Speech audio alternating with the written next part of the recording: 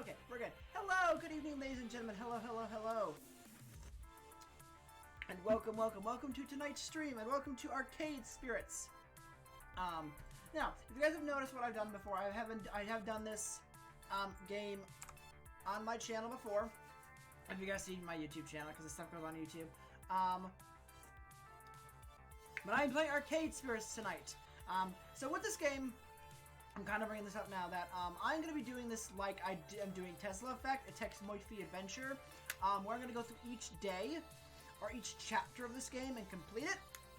So we're going to go through each chapter, and once we complete each chapter, we're going to end the episode. So normally these chapters take about an hour, so it all depends on how far we go. But welcome, welcome, good evening. We'll kind of get everyone situated and kind of welcome people in. But good evening, hello, hello, hello, and welcome, welcome, welcome. I don't need that on. Why are you at? Okay, yeah, okay, that's fine. It's fine. I just had to turn the graphic information off. I didn't want that running. But good evening, hello, and welcome, welcome, welcome. So let us dive right into it. Start. Alright, let me just move my mouse because a lot of this is done with keyboard. So yeah. Database system online. New profile detected. Analyzing. New profile number 23771.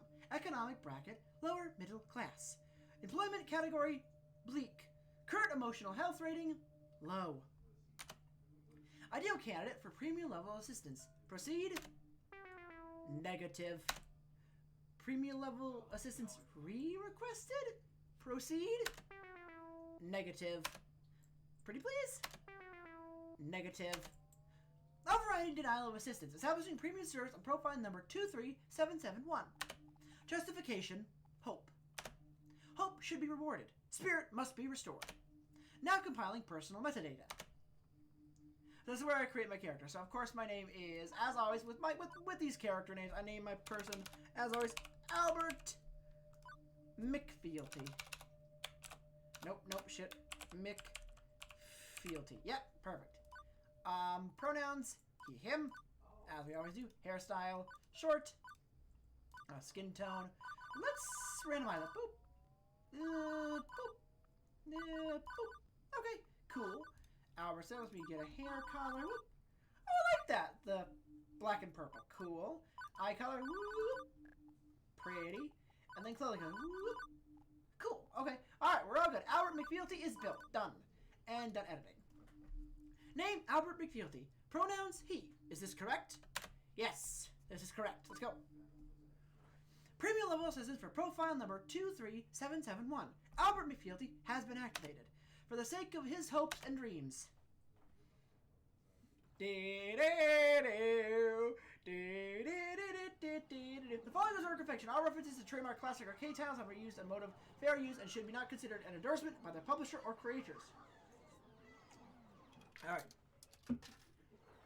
Winners don't use drugs. William S. Session, Director of the FBI. Fiction Factory Games. Arcade Spirits. Gotta get the dancing going. Yeah, this game is getting like a visual novel, and I like my visual novel. Level 1, put your quarters up. Put your quarter up. Okay. Let's do this. Alright, so we're into it. Time to play. Alright, so, it is the year future 20. A dark era in which mankind is pushed to the brink of catastrophe. Woe be the human race, plagued by evil, terrifying, utterly sinister. I don't know. Robots, maybe? Evil robots. How's that work? Yeah, no, sorry. The future year 20 is pretty much what you expect it to be. Yes, so if anyone's worried about why I'm going it's because it's XX of like 20 You can't say it because we don't know what bleak year this is. Deco's past. Fuck Deku. Fuck Deco. Deco, not Deku. Fuck Deco. The year is 20. It's pretty much what you'd expect it to be. Non-flying cars, smartphones, pro gamer celebs, internet trolls, personal assistant AI, cheese-flavored snack foods. But even with such wonders as 20 holds, to date, I've had no part in any of them. I've worked as a dishwasher, a shoe salesperson, and a lifeguard for a local community pool. I don't care what era of human history you live in. Kitties peeing in the pool is pretty much a constant thing. Trust me on this. As for the bustling metropolis of 24-hour neon utopia you see here, my little corner of it isn't nearly as shiny and cool. Let me show you. Behold, my quaint little apartment. Can't complain, really. It's paradise. In a relative sense, I only pay half the rent. Neighborhood stabbings have been down this year. Also, my roomie picks up any stray socks or shirts I leave lying around. In fact, as things go, I'm living large compared to most of my family tree. Or, at least, I was before today. You got fired from another job? I love all... The voice acting just makes me happy. I love that. Seriously? Seriously? That's 3 jobs since we left the suburbs. Sorry? The horrified-looking young woman there would be my roommate and childhood friend, Juniper. Juniper's the one who spearheaded this effort to co-rent an apartment. She's also the one who encouraged me whenever I lose a job, like, you know, today. I don't get why you aren't more upset about this. I'm upset. I'm upset on your behalf. Come on, share the load a little, okay? No. Pool's closed, Juniper. Not much I can do about that. Why get upset? Because you actually enjoyed that job. More than you enjoyed dishwashing soap and smelly socks. At the very least. I'm not the complaining sort. These things just happen. Things fall apart. The center does not hold. That's a bit morbidly poetic, isn't it? No, I mean the community center literally fell apart and the pool won't hold water anymore. Yeah, that's kind of true. Whatever, I'll just get another job. Any job will do, as long as we can make the rent, right? Wrong. I saw how mopey and tired you were, coming home every night from those other crappy jobs. At least when you get back from the pool each day, I sometimes caught you smiling. What's the point of us moving away from home, if not to get away from all of that? Tear. Now, bear in mind, this game gets sad. So if I start tearing up, you'll know why, because it's sad. It's ugh. I mean, we both left that town so we could try to find happiness, right? Yes. I just want us to be happy. Both of us. But I'm happy. I thought you hated your job. Come on. No deflecting. This is about you. My mind's made up. We're going to find you a job that's just as good, if not better, than the lifeguarding job. Let's start from the top. What's your dream? Well, I'm standing in front of class to give a speech and forgot to put my pants on and... Your dream job. Oh. I don't know, Juniper. I never have given it any serious thought. Oh, dear. Oh. Excuse me. Oh, hey! I think I got just the thing to help you out. Juniper pulls out her phone, rapidly tapping an unlock code on the glass before pointing out a little pink icon. Ugh. Oh, Jesus Christ, excuse me. My God. It's a virtual life coach app. Mine keeps me from being late to meetings. Totally free, too. My cousin introduced it to me. Wasn't he the guy who ended up in the ER after making a homemade flamethrower? It would have worked if he got the fuel mixture in his water gun, right? Anyway, I'm sending a copy to you now. I got a pop-up an hour ago offering me 500 points just for recommending it to a friend. Great timing, huh? Well, as long as you're earning points, I guess. At least give it a try, okay? Maybe it can point you at some good jobs. Ones with less socks and or urine. I'll think about it. Okay, but don't think too long, right? In the end, I installed the app. Couldn't bear to see Juniper fretting over me like that. Not that I find it annoying, I mean. It's more than she has enough trouble in her life without troubling herself over my life, too. Both of us have had it rough up to and through the point where we left home to try and start a new life. A better one. She deserves better than me and my problems. Depression is a thing. Bless her heart. I mean, she means well. She's been firmly in my corner for all my life. The two of us against any dark forces aligning against me. But that's not to say she's good at being my advocate. Enthusiastic, yes, but skilled? Nope. Typically, the fantastic opportunities and self-help resources sent my way are pyramid schemes or something. She's gung-ho about lending me helping hand, but yeah. So the main reason I went ahead and installed the app was to make sure Juniper wasn't about to get her kidneys sold on the black market or something. Still, no sense messing around with it now. A good night's rest would act as neat little emotional reset button, right? Right. Sleepy time.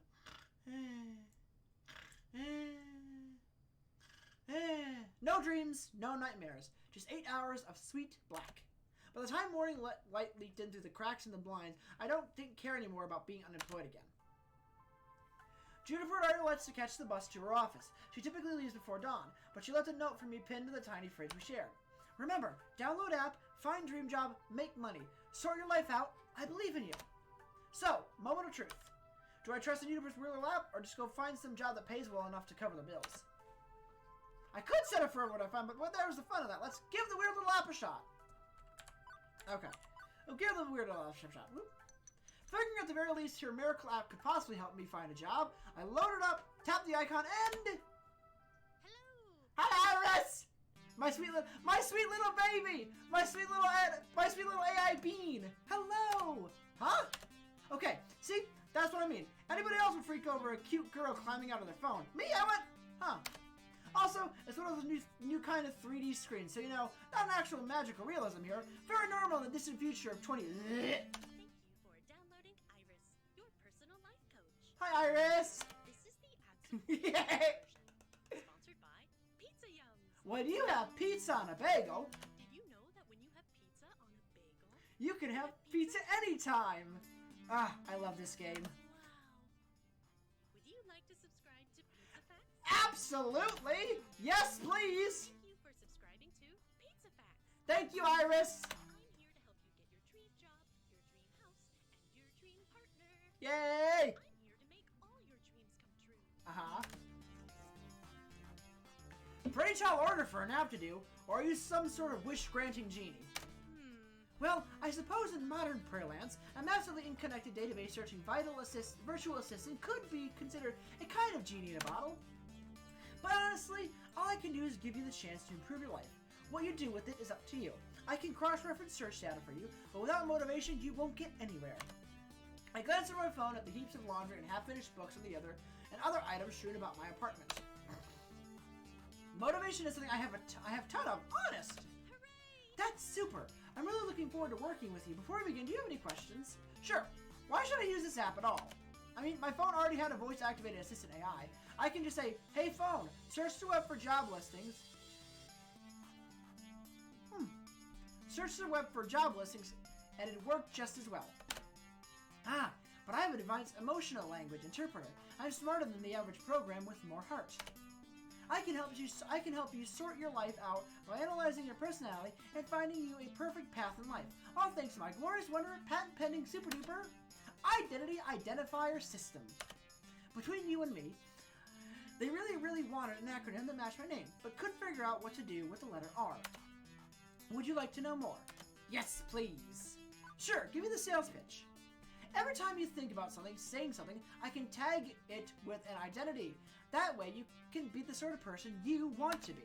The system allows me to better understand who you are and what you need from life. I do this by analyzing your tone, inflection, and word choice. I can spot 5 different identity identifiers in your response to people. Quirky, steady, kindly, gutsy, and basically. Sounds to me like your programmers are also wanting a bunch of things ending in Y. That's correct! My branding game is on point. Quirky responses use jokes, snark, and sarcasm to make light of the situation. Just the thing for picking up someone's spirit, but a bad time joke may not win over the room. Steady responses are sincere, honest, and logical. When you stop and think before speaking, you're on steady ground, but that might not take someone's feelings into account. Kindly responses are compassionate and empathetic and gentle in nature. They're careful with the feelings of others, but they're sometimes a bit wishy-washy as results. Gutsy responses go with your gut. When you're brash, bold, risk-taking, and instinctive, you're gutsy. But it also means being blunt, confrontational, and aggressive, so be careful. Lastly, you can always take a basically option. It's a balanced and neutral response, safely moving the conversation along while learning more and digging deeper. Over time, I'll build up a personality profile for you based on the identity identifier detected in your speech. Maybe you'll be predominantly quirky, genuinely steady, a mix of both. Who knows? It's up to you. So what you're saying is I should also try and crack a joke or be super gutsy. Oh, and never speak basically. I mean, being basic's bad, right? Sounds bad. Heck no. They're all useful in the right context. There are no bad choices. Consider what you say and go with what feels right in the moment. Don't limit yourself. Sure, you could gamify your personality, but it's more fun to let it happen naturally, you know? Just be you. Now, let me see my patent-pending identity identifier system in action. How do you feel about dad jokes? Hi, jokes. I'm Dad.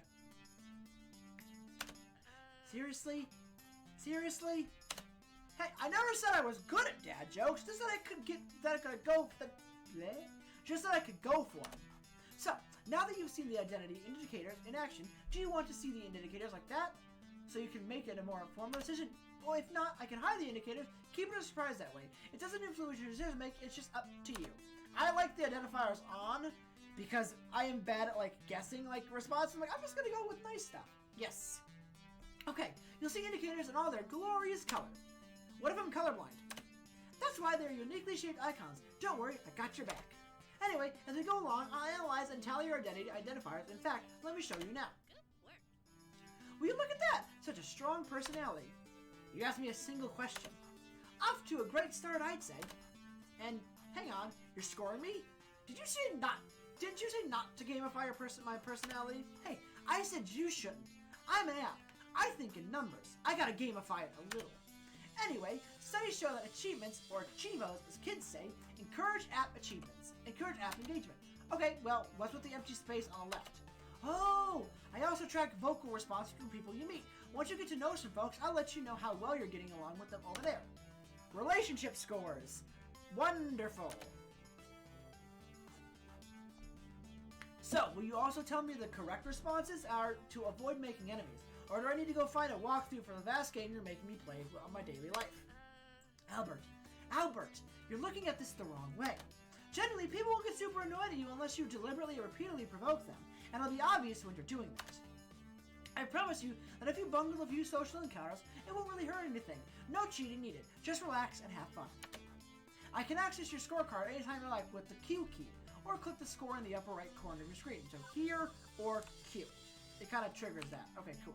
Return to game. Good to know. And that's everything. Ta-da! Okay, but how is any of this supposed to help me get a job? I only downloaded this app because my roomie claims you're a great life coach for the unemployed. What good would taking the quiz off the back of a supermarket checkout rack magazine do with that? Why, it'll help me understand your spirit, of course. You can talk to ghosts? Is there a ghost in the room right now? Am I a ghost? You have to tell me if I'm a ghost. That's the rule. No, silly. Uh-huh. You're Uh-huh. excellent. Okay. You're like Got it. I can even help you find romance. Oh, yes, love in a time of quarters. Romance? Seriously? Seriously, you can find your soulmate and your dream job in the same place. But if you'd rather focus on gainful employment for now, that's fine too. Workplace dating. Well, that's a recipe for disaster, and hitting on coworkers right from day one can be kind of awkward. Or am I looking for love and ready to start right out of the gate? Never get a second chance to make a first impression. If I meet the right person, why put it off? How do I want to handle this new opportunity? I'm not interested in romance, Iris. No romance, just friendships. Let's stay focused. I'll play it cool on day one at least. Romance without flirty first impressions. Sure, I'm open to the possibility if I meet anyone nice. Romance with flirty first impressions. Yes, please. I think I'm mature enough to juggle both at once. Why not? Super. And remember, the choice is yours. If you're not comfortable with other people, stay professional. Now, let's get started. To finish analyzing your personal history, please authorize me to read your social media feeds and personal information metadata. Ha! I knew it! This is some kind of scam! I'm going to wake up in the bathroom while I'm missing a kidney! Sure, I can help you register as an organ donor. Oh, you were being sarcastic. Sorry, I haven't quite finished analyzing your personality. I couldn't tell. Relax. I won't share your information with any third parties. This is strictly so I can find your dream job. Am I authorized? Another wonderful Juniper recommendation here. Just like the 17 self-help books on my shelf. Still, 18's time to charm, right? Yeah, go ahead. Please enjoy this recorded music. Analyzing.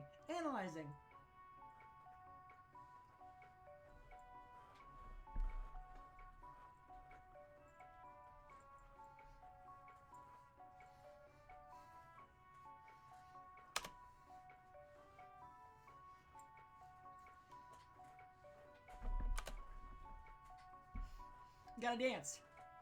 That's how you do it. So, do I just stand here, or... Thank you. Thank you for waiting. I've identified your dream job and arranged an interview 30 minutes from now. Please put on some nice clothes. Nicer than those, please. I don't think that's too much to ask. What? For your interview, silly. You want to look your best. But just how? Okay, how'd you land my dream job in 20 seconds flat? Simple. I'm awesome like that. Now, get a move on, tut-tut. You need to catch the 8:20 bus, and that's 9 minutes away. Oh, this is happening. Ooh. But I do have a chance to get off this runaway train. Nobody doesn't have to obey my new digital fairy godmother. I could delete the app and go find a real job. That'd be the safest option. I could. No! Fuck it! Get the job interview. Another person, someone with high standards, would delete the app right there rather than hop on a bus to meet up with what were very likely men with sharp knives and a taste for kidneys. But me, I was already getting dressed before she'd finished the sentence. It's not that I believe the silly app claims at serving my hopes and dreams on a silver platter. Honestly, I expected another shoe shop job at best. But, well... what is my dream job anyway?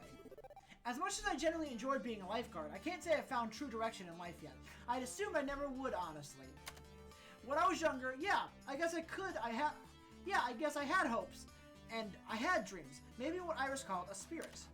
After things went south for my family, I learned to put all that aside. But assuming Iris wasn't out for my kidneys, what if it's not too late? So I thought, one last time, I'll have some optimism, some faith.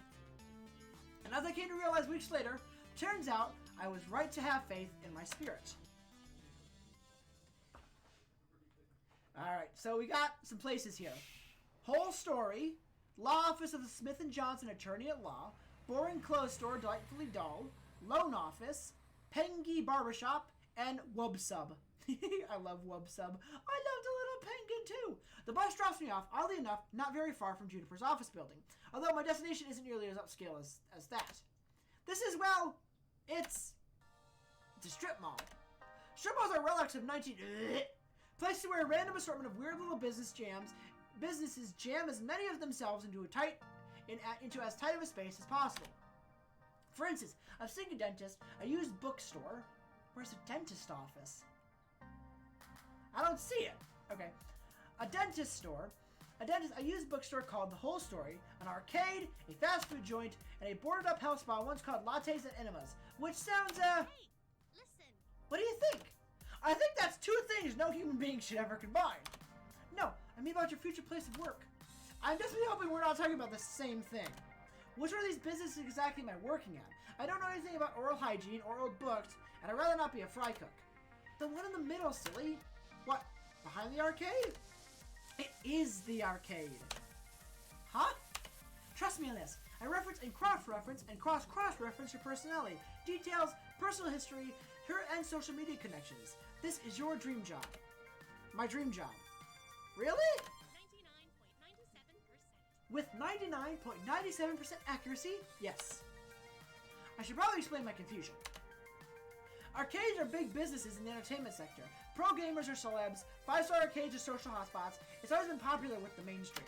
But well, restaurants are popular too, right? And for everybody who opens one hoping to be the next Iron Chef, a dozen more shut down in failure.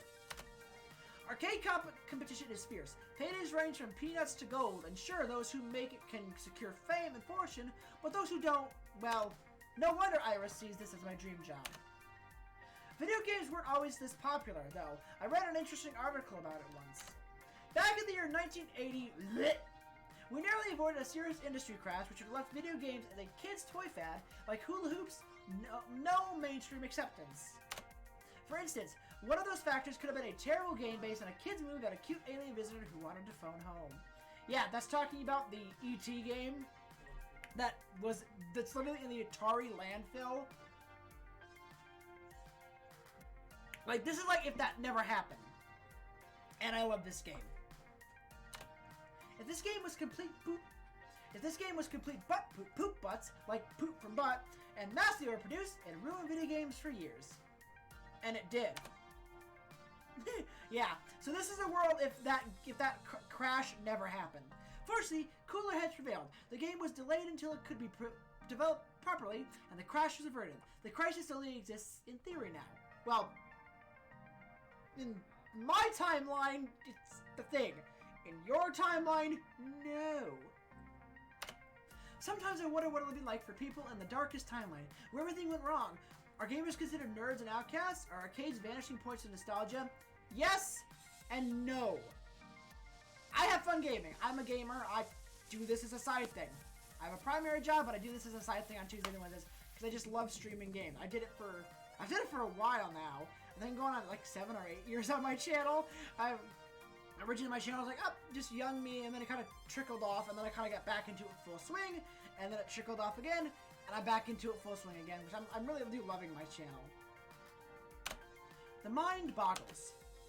But make no mistake, as popular as they are, the arcade industry is a dodgy, risky prospect for a job. Plenty make a run at it, only to come up short. Considering Iris was tasked with getting me a job I'd enjoy and could keep for more than a few months, this left me a bit confused. Iris, this isn't me saying no. It's an interesting prospect, but, I mean, are you sure about this? You say you're 99% sure. 99.97%. 99.97% sure.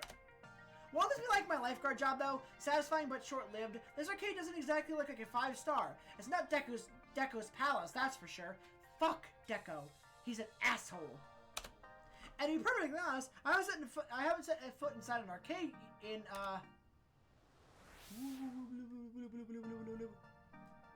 15 years. Huh, I remember really enjoying arcades when I was a kid. I wonder why I stopped going to them. Iris interrupted that thought, eager to show off her homework. My sources say yes. Trust me, when I said I was 99.97% sure, I meant it. That's not some arbitrary number. I'm designed to be a bit silly and whimsical, but my math is deadly serious.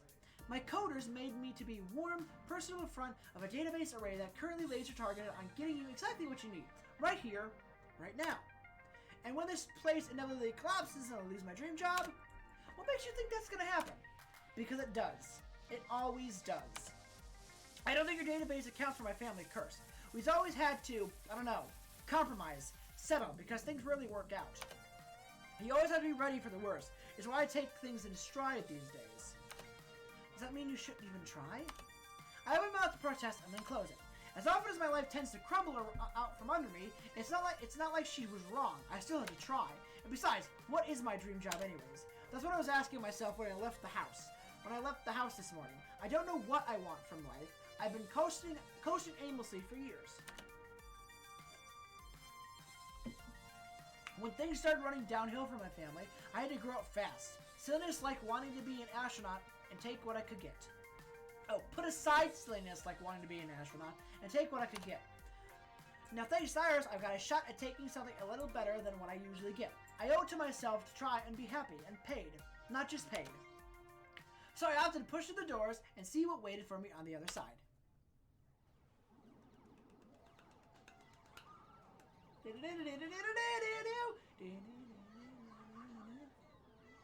The air conditioning gives me a cool breeze, a bit one smelling of copper and corn chips.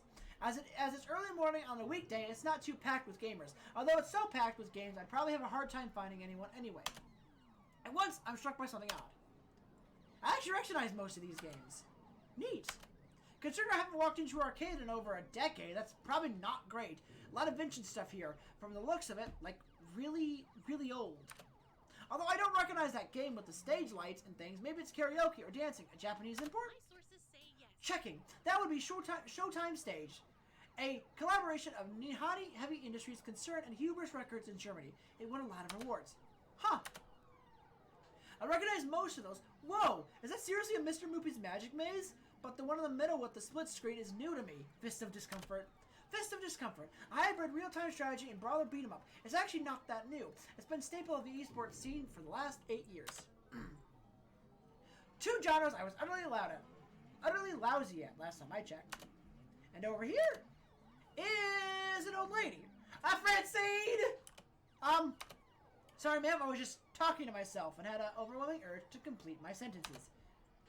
Thankfully, I don't think she even registered me calling her old. She looks up for her knitting, seated behind a ticket prize redemption desk, and offers a wrinkly smile. Well, hello there. Hi, Francine! It's nice to meet someone new in the funplex. Hi, Francine! The what? Francine's Arcade Funplex. Didn't you see the sign out front, dear? I did.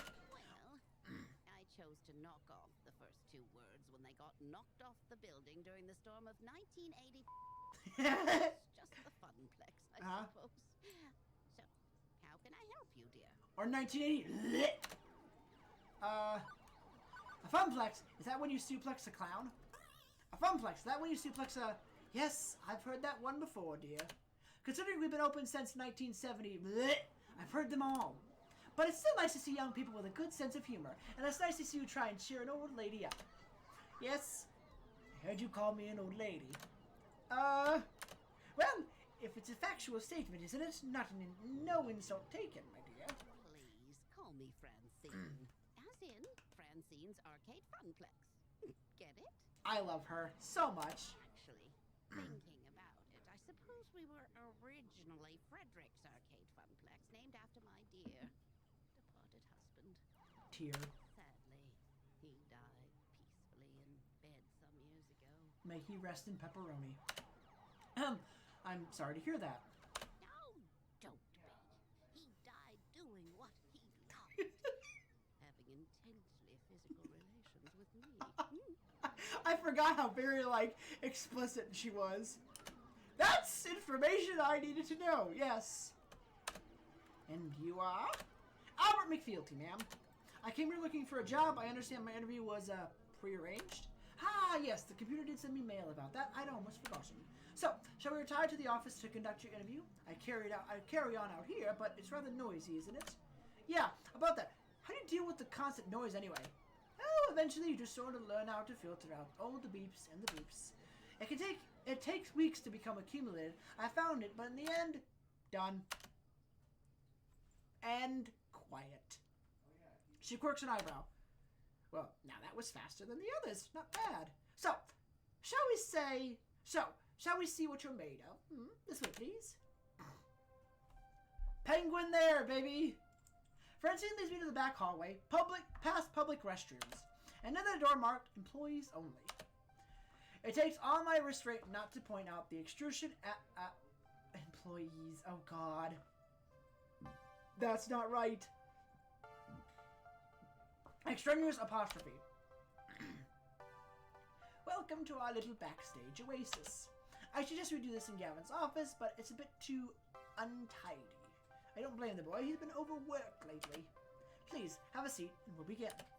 As quirky as this place and its owner may be, at least I'm confident that I can nail the interview portion of my proceedings. I interviewed for 12 jobs and held down 3. I know all the standard questions. What are your greatest strengths?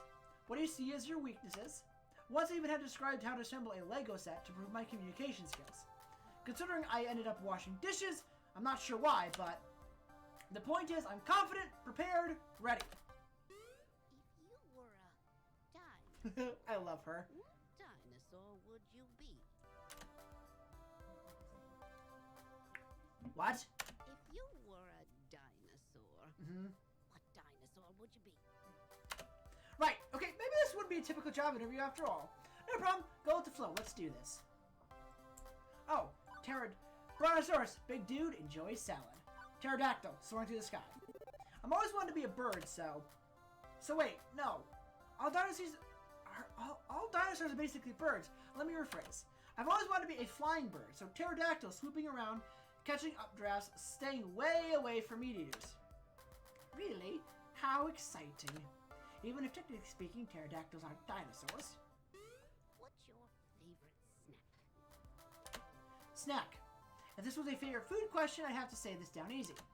It's tacos. Always tacos. But snacks? You have pizza on a bagel. Pizza bagels. Say pizza bagels. When pizza's on a bagel, you can have a... Hush, you. Come now, dear. I don't have all day. After giving it a good thought, well, how could I forget my favorite snack? Whatever munchies lurk in the depths of the vending machine. I'm not picky, really. Whatever calls me most is what I choose, whether it's Flamin' Hot Cheetos or Gummy Bears. Very interesting. I see you go with the flow, a team player. It's kind of a thing.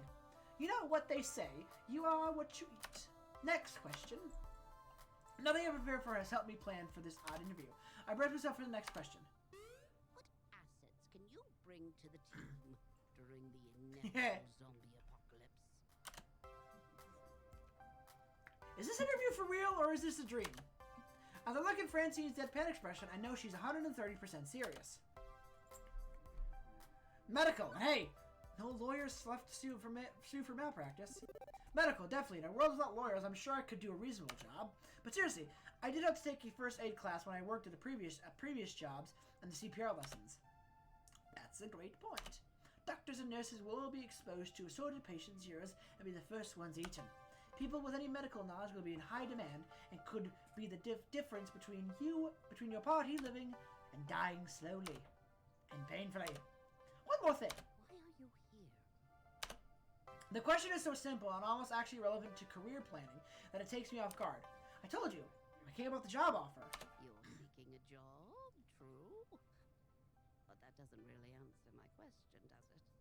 No doubt you think my interview questions are a bit silly, but I like to think of the Funplex as more than a collection of tasks and people to perform those tasks. Most folks my age opening arcades at that time saw it as just another way to make a quick buck. But, well, I saw it as something else. Something more than a way to make a large pile of quarters.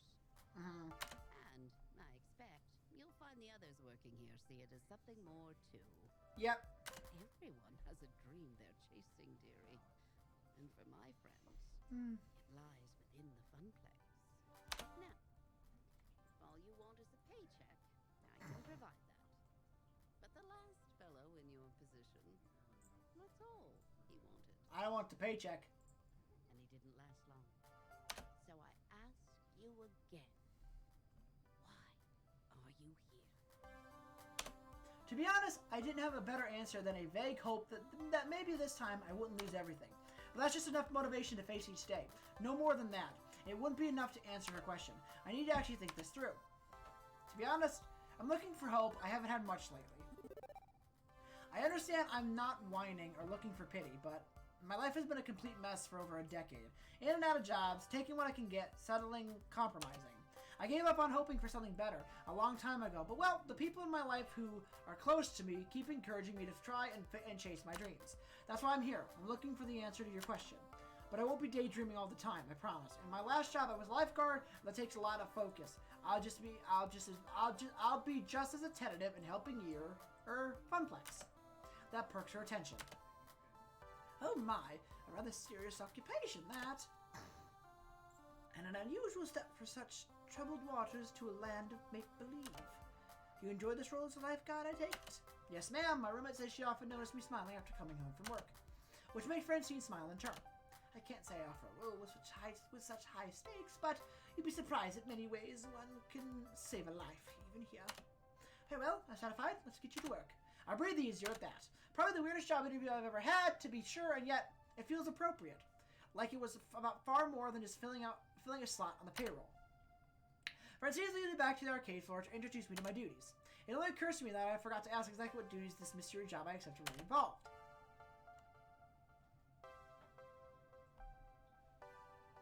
Francine gestured to the seat where she was occupied as previously, a stool behind the prize desk.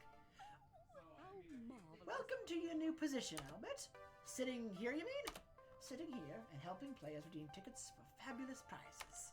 I glanced at the wide array of pencil toppers, rubber spiders, and a tiny plastic toy card on display. Well, for prizes at any rate. It's such a relief. I've really been stretching myself thin lately, trying to fill in since the position was vacated. If you don't mind asking, ma'am, why did the last guy who sat here end up quitting?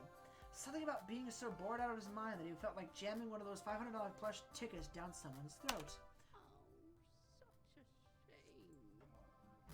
Poor dear, he wasn't cut out for this line of work. Grandson or no, I have no patience for such nonsense. I'm sorry. The last person to work this desk was your grandson. Anyway, Gavin should be here soon. He handled paperwork and all the administrative nonsense. Now, if you don't mind, all this talking tired me out some. I'll be in the back office if you need me. Okay, then. I adjusted my seating on a semi-comfortable stool leaning against the desk. Beneath me, a wide array of cheap junk awaited my attention. I could have lost hope then and there that this job would be even slightly more engaging than before. A diner dishwasher, but chose to look at the positive side. I'd be helping kids retain that would become nostalgic memories for years to come. Right? And we wait. Any minute now.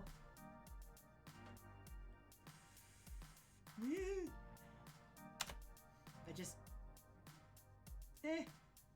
Yeah. I crave the sweet embrace of death. I've been sitting here for 2 hours now and nobody's walked up to obtain a novelty funplex shot glass, or colored pencil set, or a lit up yo-yo. Lunchtime's approaching and so far the only people walking in and out of the arcade are a few stray adults who have no interest in cheap friendship bracelets. Thankfully, my cursed customer arrives in a day before I start wondering if one of those $500 ticket plushies could really fit down someone's throat. Or maybe not. Nope, just walking right on by me, his head buried in reading some sort of spreadsheet tablet. Was he here to play? Doesn't seem like a typical businessman on break. Or unwashed and unemployed game aficionado, in fact. Damn, he's hot. That's my kind of guy. I mean, young. Not to be crass about it, but he's one handsome boy, that's for certain. Crap, now he's looking my way. With a staring, I gotta play this smooth. Hold on a minute. Who are you exactly? What are you doing behind the desk? Where's Francine? I am Francine. I had work done. I'm the new hire. Not that anybody wants prizes. I'm Albert McFealty. Francine hired me to work the desk. The interview process was interesting to say the least. I have to admit though, I've literally been sitting here for hours doing nothing because there's nothing to do. He relaxes somewhat on hearing that. Somewhat. Mornings are usually so. That's quite normal actually. And she interviewed you already. Good. Good to hear.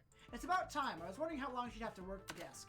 She got gusto for an octogenarian and loves working the floor, but sitting here all day handing out toys and dealing with problems wears her down. So she explained the job to you, right? Gave you the papers to sign? She said Gavin won't handle that stuff. With a sigh, he rubs his forehead, feeling a headache coming on. That would be me. Hi, Gavin! I'm Gavin Cooper. I love my sweet boy! I'm the business manager here at the Funplex. I make sure you manage to keep having the business rather than a pile of rapidly collapsing fiscal mistakes. Yay! Right, so, as you no doubt guessed, you'll be exchanging tickets for prizes, but that's the least part of your job. There's more to it than that. You're the floor attendant. You attend to the floor. What, the carpets? Seriously? The floor. The arcade, the games, the patrons. You're the one running around putting out fires and sorting out problems. Technically, you're our second floor attendant. Ashley will be in later, but we need two. One to roam, one to operate the desk. I do it myself, but I'm typically busy in the back office, making sure the whole thing doesn't fall to bankruptcy. That's why Francine loved filling in. She's a people person. She loves helping out in a pinch. I'm not a people person, as you've likely gathered. That's not to say you're alone out here. I'm in your corner at least. If things go south, you tap me for advice on what to do. You got a phone? Of course. Kevin quickly passes his business card. He apparently had a stack of them as ready out of his pocket. Go figure. His phone number is listed at the bottom. You ever worked a high-pressure customer service job before? Shoe sales. Smelly socks? You have no idea. Right, well, you know how to keep your head when customers doesn't. I hope. But anything goes sideways, you text me. I'm not around, you text Ashley or Naomi in that order. Who knew? You'll meet them soon enough. I think not. Above all, do not bug Francine. She's practically retired. Let her enjoy the retirement in peace. Understood? This isn't my first pony ride. You can rely on me. This is not my first explosive ordnance test. I worked retail and food service, and I've worked as a lifeguard at a pool. Managing stress in difficult situations, even life or death ones, is something I've got experience in. You can rely on me. Gavin nods approvingly. Indeed. Good. I'd like to hear that. If you can handle yourself and exercise good judgment, you'll last a hell of a lot longer than the last guy who sat there. If you stay clear and honest with me, do your work, do it well, we'll get along swimmingly. I have enough problems keeping this magical arc of hopes and wishes afloat. Uh-huh. Please, don't add to my problems. Magical arc of what now? Gavin sighs again, a stress-release gesture, but his expression softens somewhat afterwards. I take it Francine told you her theory. That this is more than just a job. I love him. More than just an arcade. He's a pure boy. That's my understanding. I'm not into dressing up words. I like to speak plain. If I'm hurt, then that's because optimization is a factor of my job. I love him. Everybody working here wants to work here. This is where they belong, for one reason or another. Me, I love chaos. I love wrangling chaos specifically. Mood? The arcade industry, Uh-huh. high risk, high reward. I manage that risk so that they can also find happiness in their lives. Mood. Everybody in this business has a dream they're chasing. It's a fragile thing, prone to getting crushed by hard reality. My job is to see to it that never happens. Got it. That includes Francine. Who deserves better in her twilight years than desperately propping up a semi-failing business? Hey! This place is good! So, you find some value in this place beyond your salary, and you'll burn out. Trust me. Last guy to sit there burned Jesus. out hard. Now, can I trust you to mesh with our merry misfits? Yes, sir! Why so aggressive? I just started here. I'm still trying to figure out my why. To be honest, I'm still sorting out why I'm here and what my dream is, but I'm not here to step on anyone else's dream in the process. I'm here to do my best at supporting everyone. Good to hear. I say we have share similar views then. It'll be a pleasure to work with someone who's actually enthusiastic and competent. And hopefully this hive of weirdness will help you find your dream along the way. Anyway, I need to go prepare your paperwork. Technically, you shouldn't be working until we've crossed the I's and dotted the T's, but since I'm already sitting here, you'd rather I stick around? That would be accurate if you're willing to fudge things a bit and work today. Anyway, that'd help us out a lot. Now, if you don't mind, Naomi likely could use a hand in the workshop. A good opportunity to introduce yourself as well. Got it. Wait, someone else is here? I haven't seen anyone else. Yeah, that sounds like Naomi. Her workshop's through that door here, the one next to the UFO catcher, the crane game, to use layman's terms. Got it. See you later, Yummy. Ha! Oh, no! See you later, Yummy. What? See you later, Gavin. I said Gavin. That's what I said. Sorry for now. Gavin heads in the back, presumably to the office to go crunch some numbers. Yeesh. Ooh. Ooh. Nice save. If Francine really taking a nap back there, hopefully he's going to crunch quietly. And I say, well, Gavin's still super hot, not gonna lie. Personality-wise, I'm not sure what to make of him. He's blunt like a baseball bat, sure, but he seems to get Francine's ideas. I think there could be some kindness buried under his matter-of-fact exterior. We'll see. Anyway, I should go meet my next coworker, this Naomi that he mentioned. Although, I could swear Francine and I were the only ones here until now. A double door, also marked employees only. Also, with an apostrophe, leads from the arcade floor to what feels like an industrial area of some sort. I turn the handle and step inside.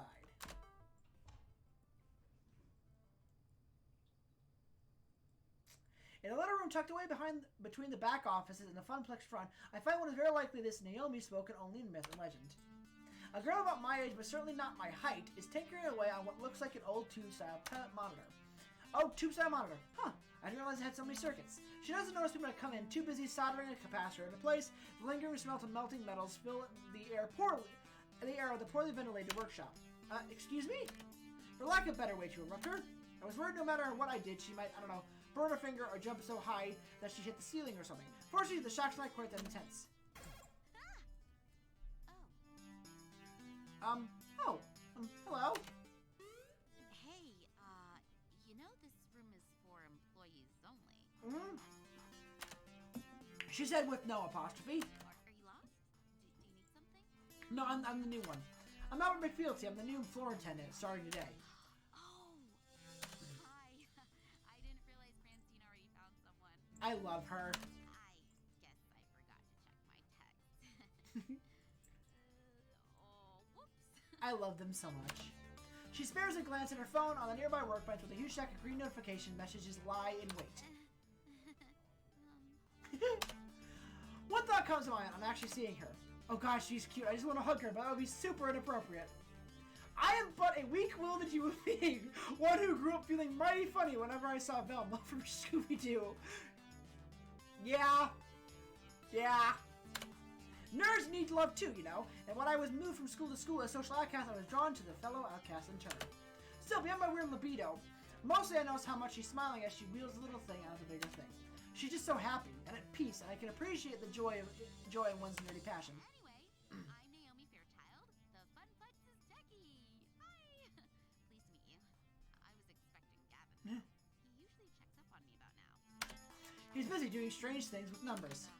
Yeah, that sounds like Gavin. I love her. I take it he sent you along to help? Great. Give me a hand with this monitor. It's really heavy, and I'm still paranoid about dropping it after what happened last time. Really? What happened last time? Oh, well, I dropped it. I dropped it. Oh, right. She helps me lift the large cathode ray tube, sliding the heavy metal framework into place within the exposed guts of the nearby arcade cabinet. Once done, she starts hooking wires back up to the other wires. There's a surprising number of green circuit boards in this largely hollow wooden shell. This is the first time I've seen inside one of these things. It's weird. Lots of empty space, a couple large slabs of circuits, and the beefy monitor. Why is it? Maybe we could fill it with nacho dip. Let's pack this baby with some thick, tasty guac and have a nacho party. No. Speaking as someone who has cleaned rat droppings out of the rescue cabinet, trust me when I say that's a horrible, horrible idea. Whoop! There goes my appetite. Although the ground in my stomach suggests it won't be gone for long, nobody keeps working using a pocket multimeter to check various connections every chat. But seriously, why is it so empty? It's a matter of form over function, I'd say. I mean, compare American and Japanese cabinets. Ours are designed for standing players, so they have to be upright, even if that means an empty base. Japanese candy cabs are shorter, so you're playing sitting down, but I prefer American style. Ours have more room for art. She closes up the Reacts panel, closing it with one of the many keys on the key ring on her side, then steps back admiring her handiwork. There's genuine joy in that smile, not at the job well done, but at looking at the whole thing. It's a fine sculpture. So beautiful. Oh, I love the classic Midway style. Look at those sharp angles, the side art decals, the bold font of the marquee, the bezel work, artwork. The what on the what and the what work? Well, the sign only points to the key features to me. The strip across the top with the game title, that's the marquee. The artwork that wraps around the monitor, that's the bezel. I mean, you see it too, right? How beautiful and cohesive it all is? Working in harmony to give the game its own unique feel, its own experience. As for me, well, I agree, it's beautiful in its own way. The way she stares loving at this, well, honestly, this box of wooden circuits and vacuum tubes and stuff, I think I understand. It was made to be one whole thing, the art, the style, and of course the game itself. All of it part of the same experience. Everything about this game is the game. If you run it in an emulator or any arcade console, instead, it's made lesser. Yeah, I guess I can see it. It's beautiful in its own way. Oh, good! Let me light up with joy like a pinball machine, all twinkly and shiny.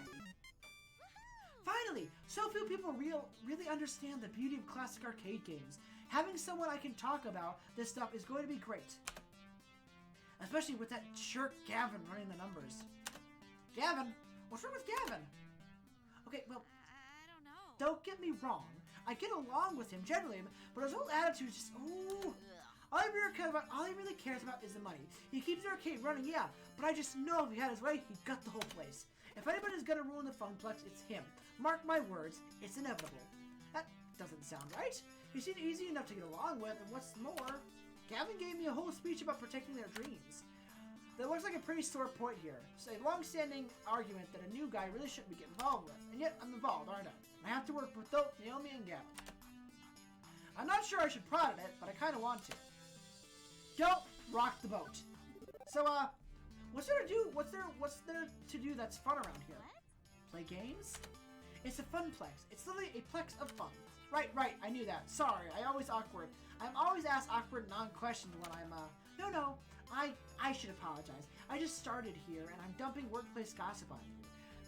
You just started here, and I'm dumping workplace gossip on you. That's mean of me. I try to steer cheerful, really, no matter what. But try and succeed are different words. Anyway, don't worry about it. Gavin's my problem, not yours. Right, let's get back to work, shall we? Now for the less fun part. You seem strong, strapping kind of guy. Well, a strong guy at least. Well, you're a guy. That's enough. I'm semi-insulted then. Okay, let's get to it. Right? A little to the left now. My left. Your right. Careful. Now forward. Right. Correct. I mean, not turn to the right. Keep it coming. And there. Carefully tip it into place. Victory. I gently use a rolling dolly for the giant wooden box slotting into place alongside its neighbors. The two-wheel dolly makes it easier, but hardly easy, especially with Naomi fretting over her baby getting scratched or worse, falling over. But with the work done, she's all smiles again. Okay, glad to be done with that one. I swear, I've been working on that monitor for ages. Those tubes are finicky as heck, but I'm still not totally satisfied with the flyback. But thanks for helping me out, Albert. I think you're gonna do great, just great here. Happy to help, girl. Oh, right, stomach growling. Food required, except I wasn't expecting me to actually work today. I forgot to pack a lunch. And you have pizza on a Now, I'm just talking here, but if you have pizza on a bagel, shh. Hey, so any good restaurants in walking distance? I think that bookstore next door sells donuts and stuff, but no, not really, unfortunately. I mean, there's a cheapo wub sub sandwich place, but even if that stuff is super tasty, you don't want to go there. You need to eat healthy. Hey, I know. Wait, right here. And she's off, scurrying back to her hidey hole. And she's back. scurrying from her hidey hole. Lunchtime, here you go.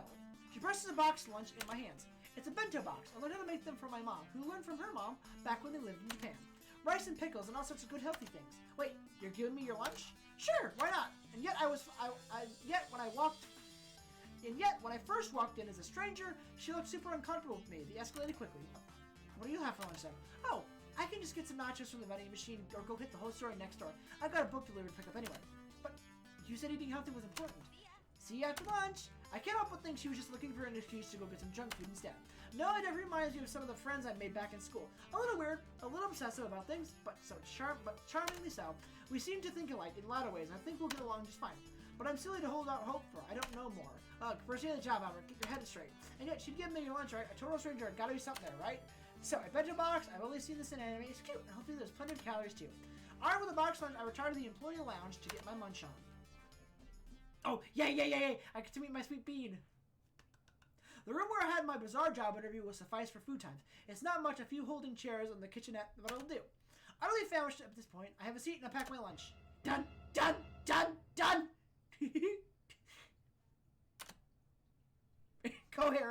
Incoherent screaming. With my mind and body screaming alive, my paralyzed form is unable to move from the vision of terror before me. That person, half animal, waves their appendage in front of me, likely closing into the kill. Hello? Anyone in there? See, nothing to be afraid of. Oh, right. I see. Hi, Ashley. Looks like you've stabilized. I was worried I scared the life right out of you. Oh. So, I'm sorry if I traumatized you. Really. Walking nightmare? Question mark? Can we start over, maybe? I nod my head slowly, although that there could be muscle spasm from being shocked. I'm Ashley. And I'm Albert. I'm also Pinky, the Funplex Flamingo. It's my secret. I love them so secret much. identity. What the funplex? What now?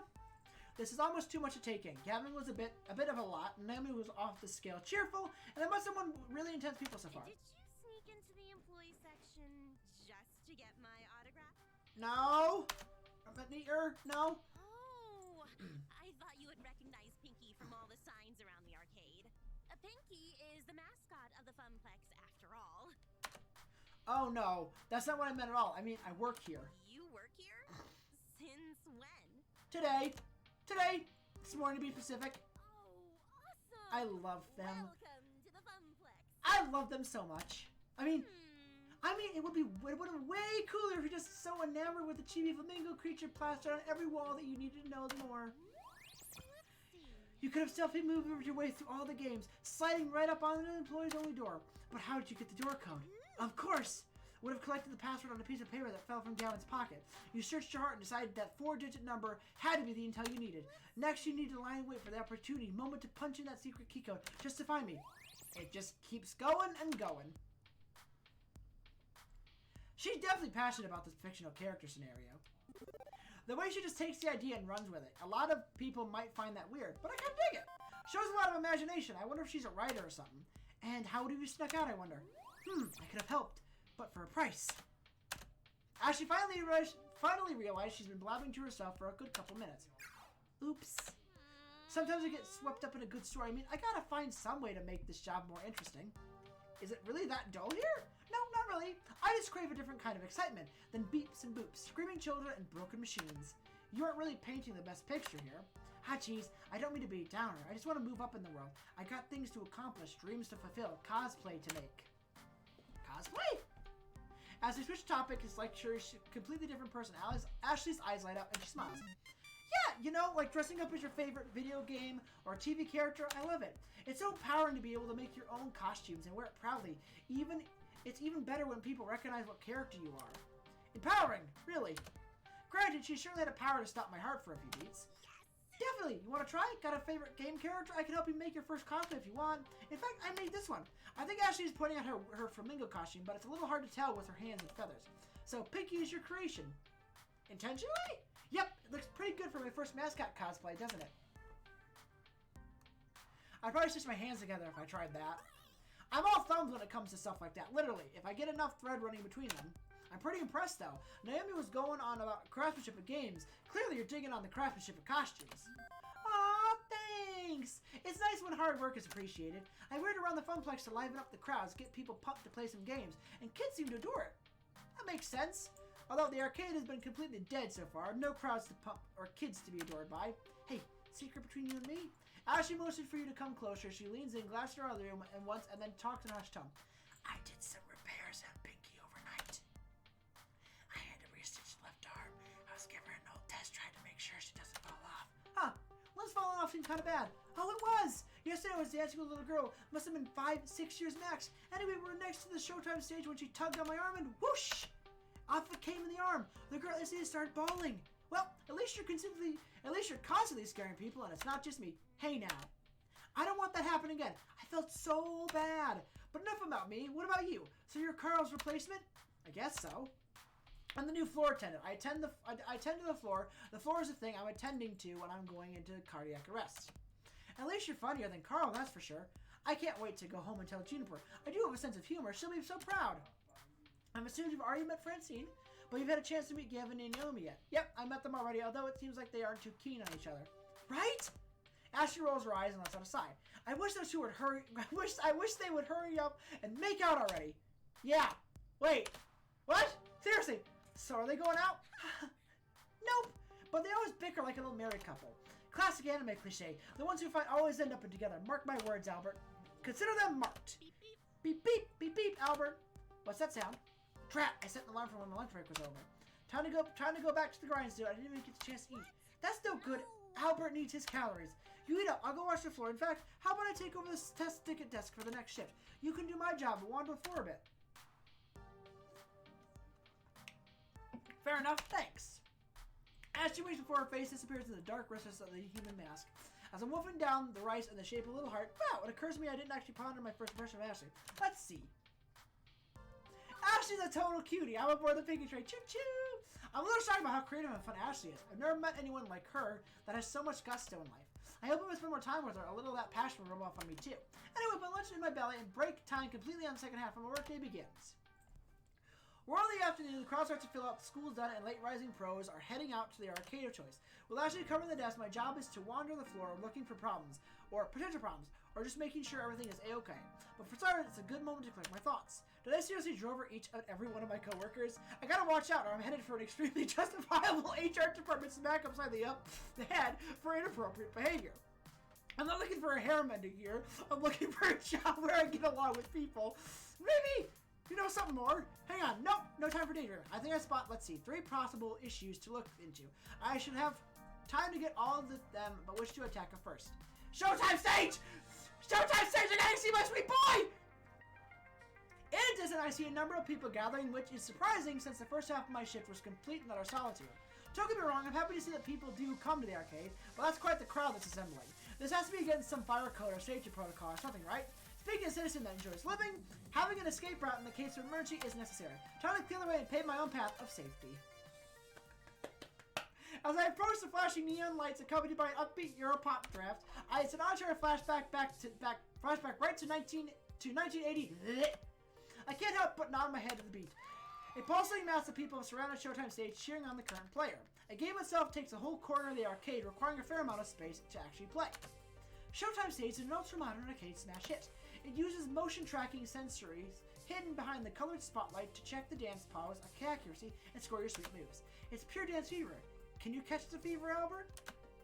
I had my dance fever shots at the doctor's office earlier this season.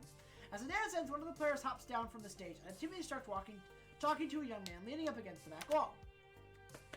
Did you see that, Teo? I got my first AA on the Stop the Beat. Hell yeah! You did it! You're doing great! Remember last month you couldn't even get past that song? Totes impressive. I'm gonna keep practicing and one day maybe even surpass you. Hey, I hope you do. And when you do, you can be the one who brings the new dances and teaches them how to play. And the next song starts my eyes shift from their conversation to the gyration and intricate limb movements coming from the Showtime stage. I feel my head bobbing and my foot tapping. Hey, it's really a catchy song. Can you blame me? I'm really getting into it when I feel a hand on my shoulder. Care to dance? How about you? Want to take the spotlight? Dance with a high like you? Absolutely! I can feel my cheeks flush slightly. A cute boy just asked me to dance with him. Granted, it's for an important arcade dancing game rather than junior prom, but this really happens to me. Mars skips a beat before I could find enough composure to respond. What? Me? Really? Hello. You and only you. How could I resist to ask a guy such as yourself? You caught my eye the moment you walked over. Hey, wait. You're new here, right? Hi, Teo! Yes, very. Oh, Name's Mateo, but everyone here just calls me Teo. I love Teo. Teo is my sweet dance boy. Teo's the best. Greatest guy here. He's sort of like our, leader? Yeah? Oh, please, I'm nothing really. You're a hot shot stud. He looks directly into my eyes. Nothing as special as you. Oh, my sweet dance boy. I just like to show newbies the ropes and teach them how to play. Our community is small, but we're all super close. I love him. I think you'd be a perfect addition to our gang. So, what do you say? Play our silly dancing game? Yes. Teo outstretched his arm for me, wanted for me hand to grab his. Go for it! Fuck it! I care less than I'm supposed to be working. One does not simply refuse to play dancing game with an attractive guy. It's like that one dream I keep having, but it's actually true. I mean, a different dream than that one where I'm giving a speech in class and perhaps put pants on. Without that, I take his hand. Yes! 1,000 times yes! As I watch step on the stage, an ominous shiver crawls down my spine. I glance over to spot Ashley standing behind the ticket desk. I can't see her face behind the mask, but I can tell essentially glaring daggers my way. It's creeping me out. Second thought, I'm actually supposed to be working right now. I'm the new floor tenant, Albert. Really? But I haven't seen you around here at all. What happened to the other guy? He was actually pretty good at the Showtime stage now that I think about it. He's out, I'm in. It's currently year 0 of the floor tenant Albert regime. Hello there. Well, it's an honor to meet you, Albert. And we get to know each other very well. Indeed. For someone that loves Showtime stage as much as you do, I haven't actually seen you play yet. True. Most of the time during these meetups, I tend to let everyone else play. I go around and make sure everyone is happy and having a blast. But what about you and your feelings? Taylor shrugs. My happiness comes from making other people happy. That's all I need in life. Which is all well and good, but I still need to deal with this crowd. How to best handle it? Hey, want to film a workplace safety video? Good, we can start by getting to know the workplace safety together. I hate to be the bearer of bad news, but you gotta break up the band. Unless you want to film one of those retro 1960 bleh, public service announcement videos about when someone loses their life dancing off stage and into the crowd. Oh, yeah. Guess we're kind of overdoing it a little, shaking hands with danger. Hey, when the heat is on and the lights are shining, these things happen. I'll take care of it. Luckily, the song was being played just finished. Chad jumps on the stage and cups his hand over his mouth. Hey, listen! We need to keep this area to the left of the stage clear. Oh man, but why? I like my spot. Hey now, you know the deal. We all have to be cool about fire safety. It's Albert's first day. Let's show him some respect. I see everyone turn around and glare at me. Great, now I'm going to be known as the party pooper. I guess I've had worse reputation in my lifetime. Like that one time I had to close the pool because of that dirty bandit floating in the water. No one talked to me for a week. Hey, don't disappoint me, crew. Albert's just doing his job. Roughly, the crowd reshuffles itself into a semi-orderly fashion. As everyone settles into a safer way of watching the game, Taylor jumps down and comes back to me. Better? Ooh, I nod, genuinely impressed with how Teo captures community's attention. They listen to him and have the utmost respect for him. Yeah, actually, much better. Didn't mean to cause any trouble. Sometimes we just get so caught up in the game, you know? I love Dancy Pants Boy. You know. Hey, you should still join us later. Maybe when your shift's over. We'll all be here dancing until closing time. As long as that dancing is within law, carry on, Officer Albert has spoken. I start to right away from the next venture when I remember something I should do. I turn back to Teo. Hey, thanks. No problem. I love him! Well, I feel nice and accomplished. I was about to uphold the safety of the arcade and make new friends. I said it's pretty good for our first day. Even Galvin's got to be impressed, right? With that business sorted out, it's time to leave the Showtime stage. Let's see what else to handle next. We're going to go talk to Queen Bee. There's a lot of shouting coming from the center of the arcade where the Fist of Discomfort is being played. I remember Irish telling me all about the earlier today while I was bored to death at the ticket desk.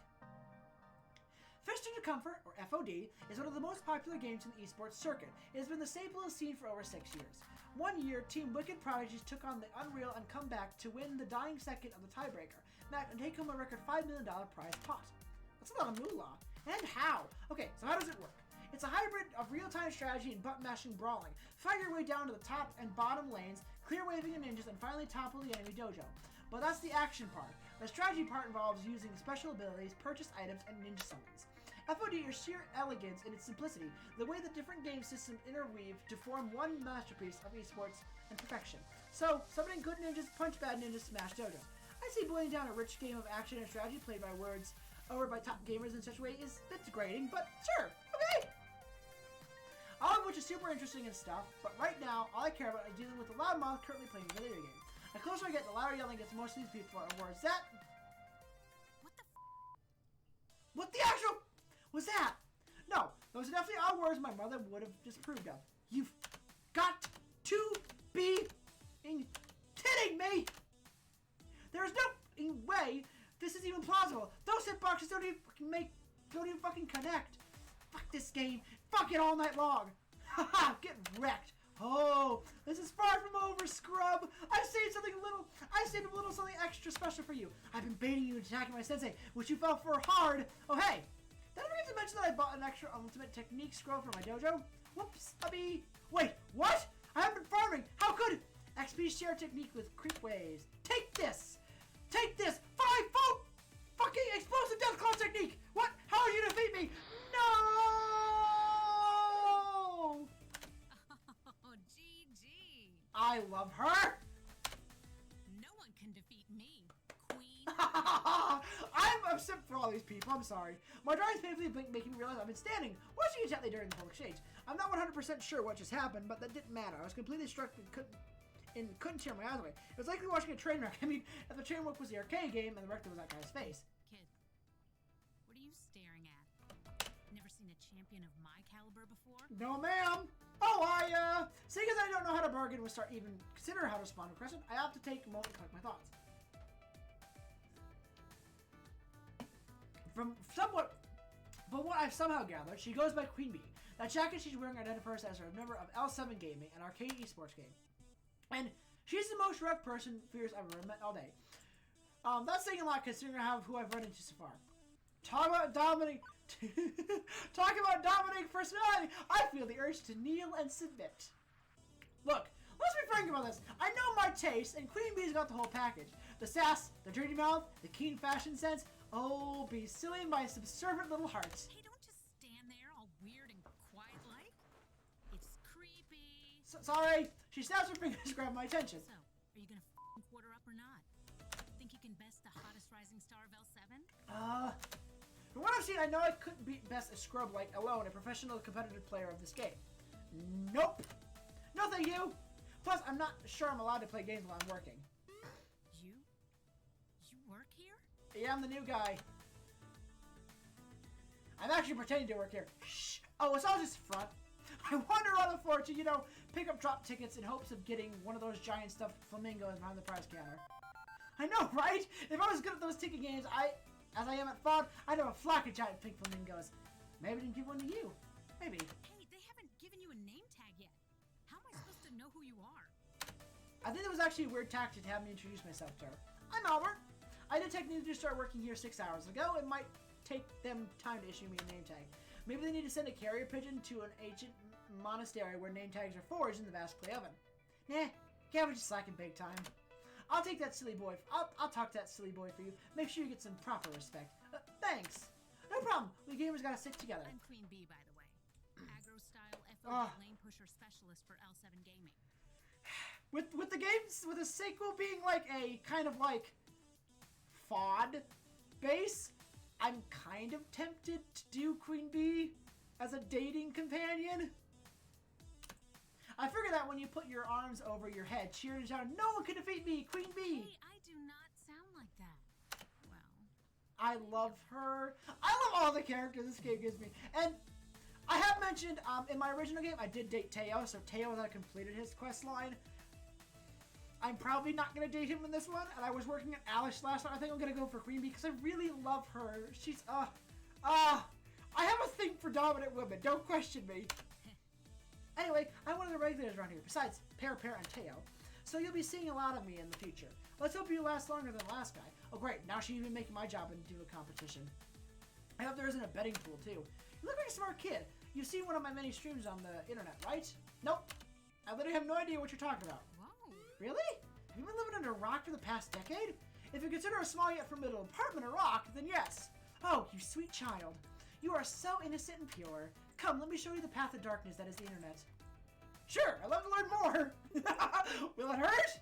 Will it traumatize me? Well, it's part of my job to know all about the games here. And if Queen Bee is going to give me some insight on the culture around this game, I should take advantage of that. Lead me farther into the dark abyss, my mistress. Aw, yeah. Queen Bee grabs my arm and pulls me closer to the Fist of Discomfort cabinet. And upon further inspection, I see the whole haphazard pile of tech she rigged up. You can't just plug in one of those cabs into the internet, so I use a number of clip-on webcams and mics and stuff. That webcam here, it's a broadcast of my own personal PC back home, which then streams matches live to all my fans. The chat room appears on my phone. Costs a bit to put everything all together, but it takes like half an hour to rig up the test each morning. But after doing this here for a couple years, it's easy peasy. Aside from Naomi grinding her teeth at my clip-on cameras damaging the paint job, I mean. Anyway, I prefer to stream from the Funplex than from home. There is so much to miss out on sitting by your lonesome with that console version of FOD. The crowds, the wicked trash talk, the community. Wait, are you broadcasting right now? Are we live right now? Nope. No, that was part of my warm-up matches. I got a pretty big tournament coming up, so I try to get as much practice as possible. Even if it's within a bunch of fodder. It's an FOD-er, as in, you know, chum. Lunch meat. Scrubs. Losers. I got the idea, yes. Queen Bee sees someone out of the corner eye and glances around the arcade. She gives a nod to someone hanging near the Street Fighter cabinet. Ha! My crew is starting to trickle in. We should be starting team practice soon. Wait, what time is it? And I tell him the time will be 2:25 p.m. Eastern Standard. Beep beep. Fuck! I gotta go live in 5 minutes. Listen, kid, it's been swell. We'll chat later, right? Sure. One thing, can you keep swearing down a little, please? We got kids around here, and I don't want to get in trouble with Gavin. Meh. Well, for you, I'll keep it PG-13 rating. Now, if you excuse me, there's some butts out there that I need to kick. Later. I love her. I'm going. I've played this game a few times, so with this gameplay, because I want to like roll. Because apparently, what Fictional Factory Games has said is this game's takes like data from this game, for the new game called New Challenger, and ports it into this game. So I'm wondering if I did Queen Bee, will Albert come back into this? I hope. And with a wave and a twirl as she completely abandons and returns to her Fist of Discomfort game, Queen Bee fires up her broadcasting ring and shouting and milder swearing straight up again. I should probably get out of here before I accidentally end up on stream. Is it wrong for me to crave being stepped on by her? Hey, I gotta be me. We got good chemistry for it. Note to self, check with Gavin about the ethics of dating your customers. Not that I'm committing to anything here, just, you know, let's see who they handle next. Oh, yes. My mutant floor attendant senses detect danger from the left-hand side of the arcade. I quickly rush all the 30 feet to the scene of the crime already in progress. Come on! Hurry up and finish your game! Do you work here? I saw you behind the desk earlier. Note to self, ask Gavin for a name tag or something. Yes, I'm Albert, the floor attendant. Well, stop attending to the carpets and attend to me. I want this to wrap up his damn game so I can play. Ashley faces was beneath her costume mask, but I can feel her wince at the man's curse at the blue streak. Sir, there are children present. Please keep your swearing to a minimum. You kick that fat piece of out this game and I'll sing Mary Had a Little Lamb all you want. Figuring out here the fat piece of side of the story. Before rushing judgment, I tap the player on the shoulder. And he doesn't even notice me tapping. So I tap again twice. Sir, there are other people waiting to give Mr. Moopy's magic maze a spin. Curiously, the player looks up from the game marquee. Thank you, Naomi, which simply reads Moopy. You know the game's full name? Sure, I played it a lot when I was a kid. It's actually called Mr. Moopy's Magic Maze, right? Wizards and pellets and monsters and stuff? Yeah. A bit tears as he laser focuses on the game, and I can see why. He's currently setting at 7,114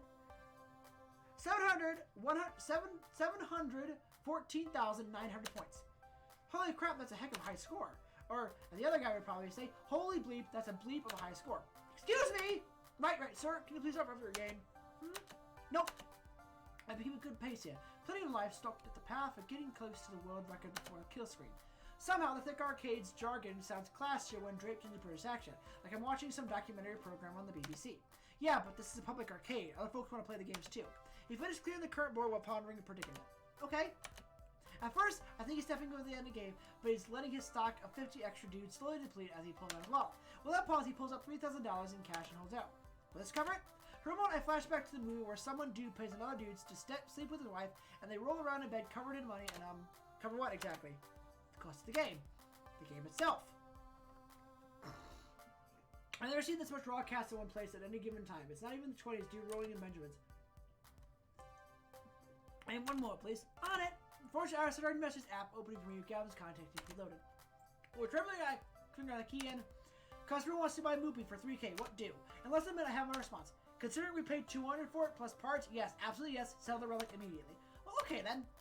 Although how Naomi gonna react to this? Offloading one of her darlings just because Gavin wants to make 15-fold profit? It was something kind of weird to take advantage of this guy's lack of grasp on the real cost of the arcade machines. I knew all this workplace drama was going to catch up with me at some point, but with the rando breathing down my neck, I gotta make a decision. The game was $200, but I'm not sure we should sell it. It's an older game and actually only costs about $200, but, well, it's part of the arcade, sir. I expect this apparent gazillionaire to protest as not getting his way, but he's smiling. You're right, this is Mr. Moopy's home after all. Let's compromise. I'll pay you $1,000 American and own the game, but you keep it here. In return, I get to play as long as I want, provided nobody's already playing. That way, I keep cashing the score, but your arcade stays whole. I hate to break the loving family. Naomi will be relieved to hear that. Even if Gavin may flame me for passing up $2 grand. Good, I hate to make Naomi cry. How could I live with myself? With Susan Rando hopping mad. To be fair, we made it kind of ignore his existence. What the fuck, man? What kind of arcade is this anyway? Fuck this! I'm going to Deco's palace. Fuck Deco! You're gonna go to a gambling ring, I'm sorry! And we just lost a customer. Stomping his way out of this door. Stomp, stomp, stomp. On the plus side, you're gonna cry. On the negative side, I just drove Rando out of the cold.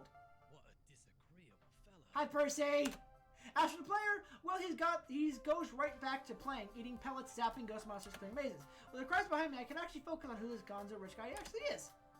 Oh, he seems to care more about his more than his games.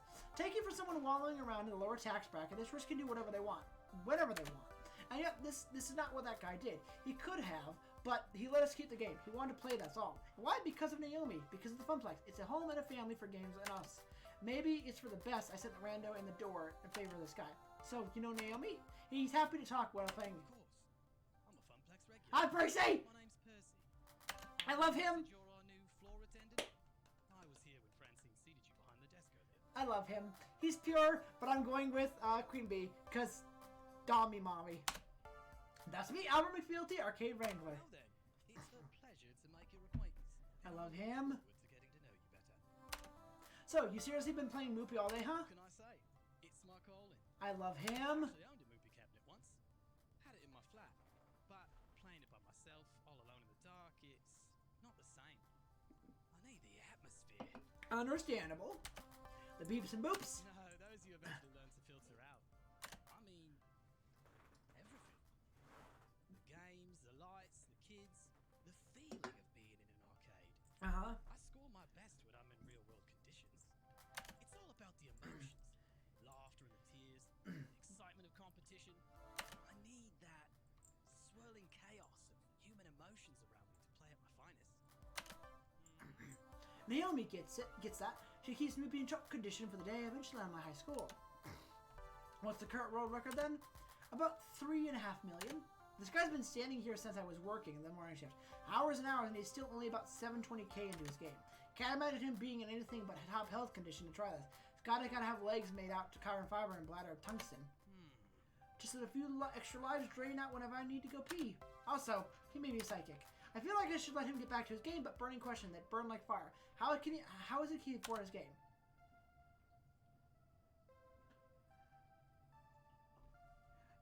You must be a solid, good job income.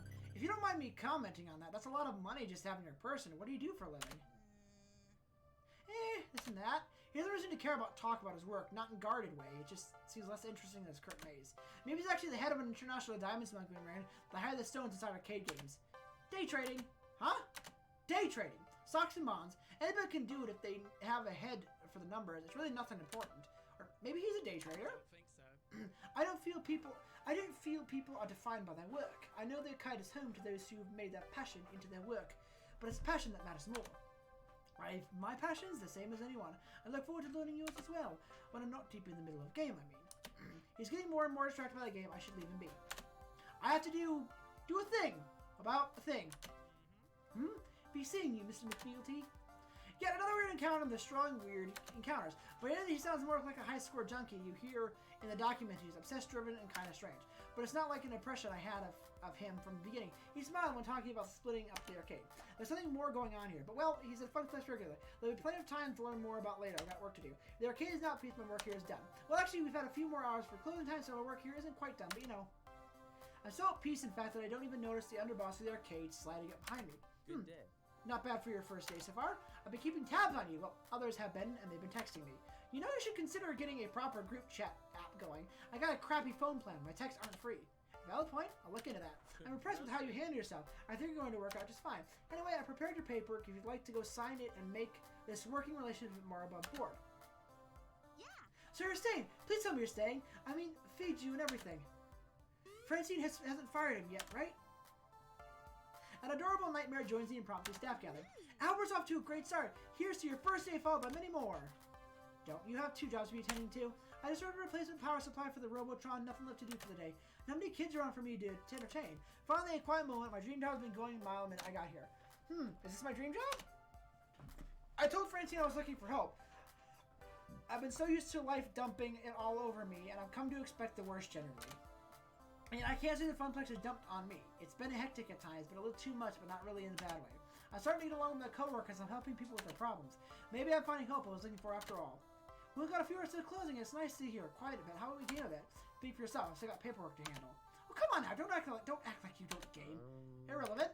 You know I know your dirty little secret. What, Naomi? You sneak in early each morning to play pinball. You're a pinball wizard. Ah, well, what of it? I bring order to chaos. Pinball is a very expression of that art form.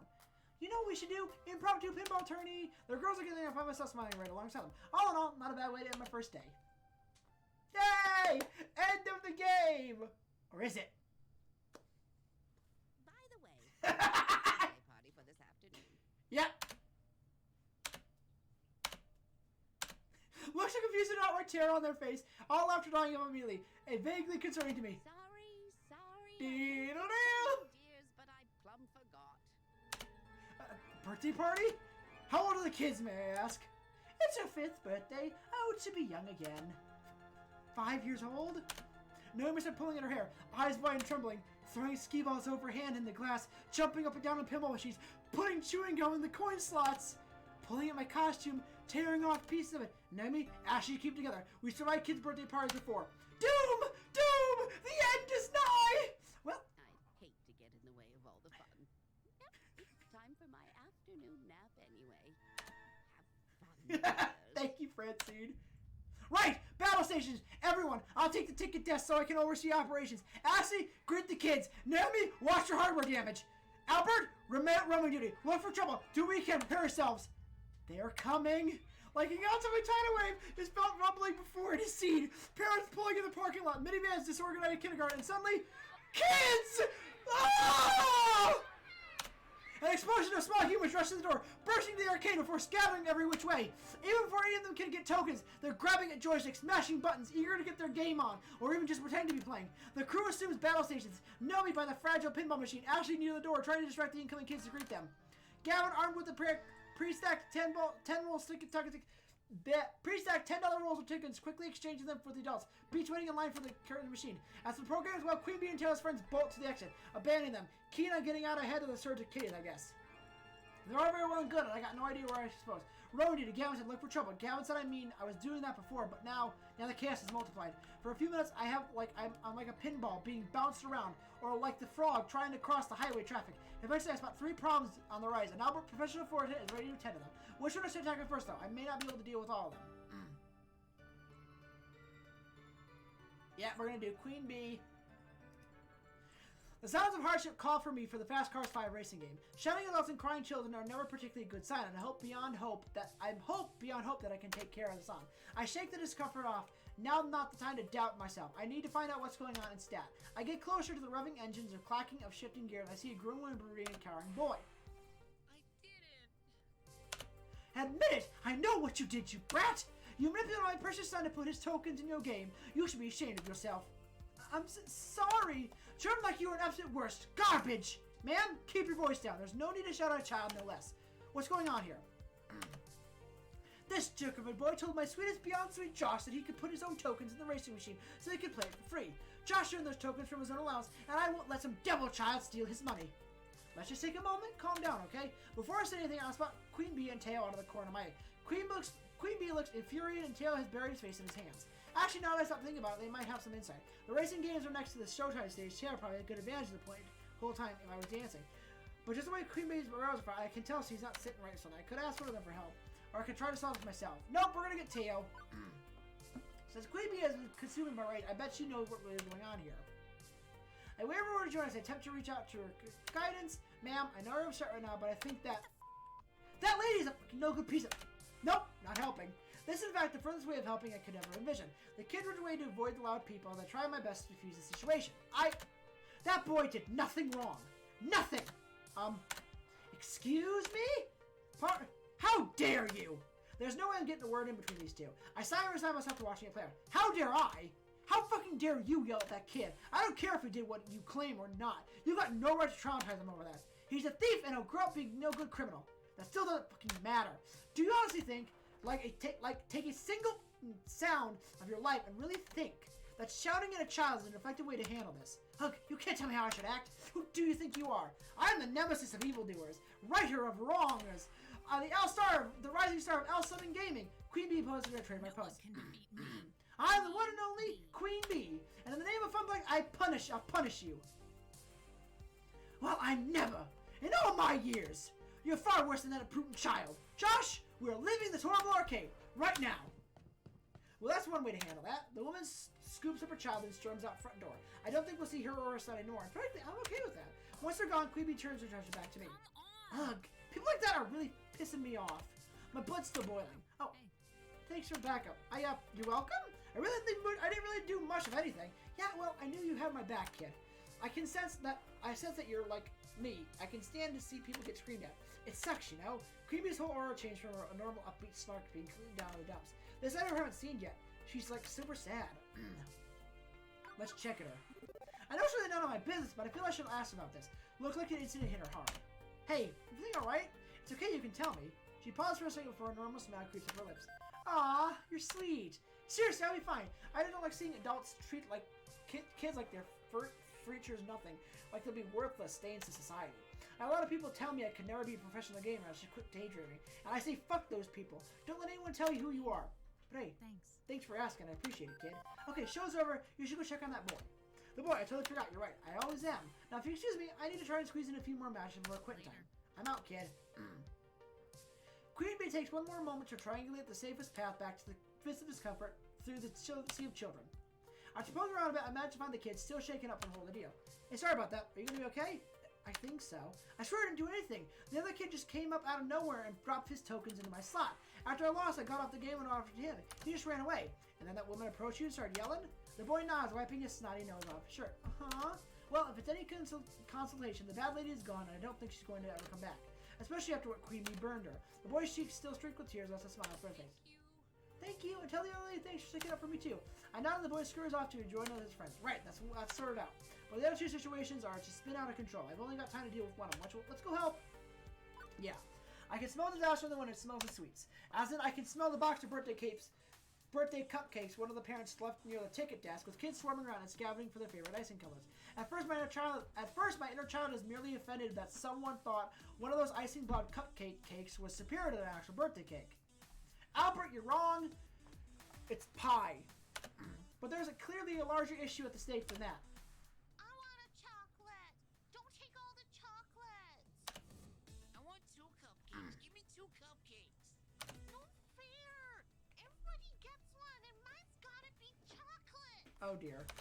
Of course, the kids in the front grabs the last one. Keepers, losers, weepers. Oh dear. The parents aren't paying attention. They're too busy complaining about their jobs and whether the PTA and stuff. Meaning when the first cupcake's thrown, nobody's there to stop it. Stop it, stop it. I want chocolate. Oh dear. Oh dear. A blob of wads of icing sponge cake fly. I glance over at the coin-op games, which are about to get caught in the crosshair. Nami, who's busy trying to unjam the joystick, one of the kids waggled too hard, looks to see the cupcakes on site coming her way. As is Ashley, whose fuzzy costume is nice and inviting target flying country. In fact, Albert, try to see the most! Quickly, I hurl myself into action. Get down! Ah, I'm hit! Cupcakes! Sweet cupcakes! Tell that I was a hero!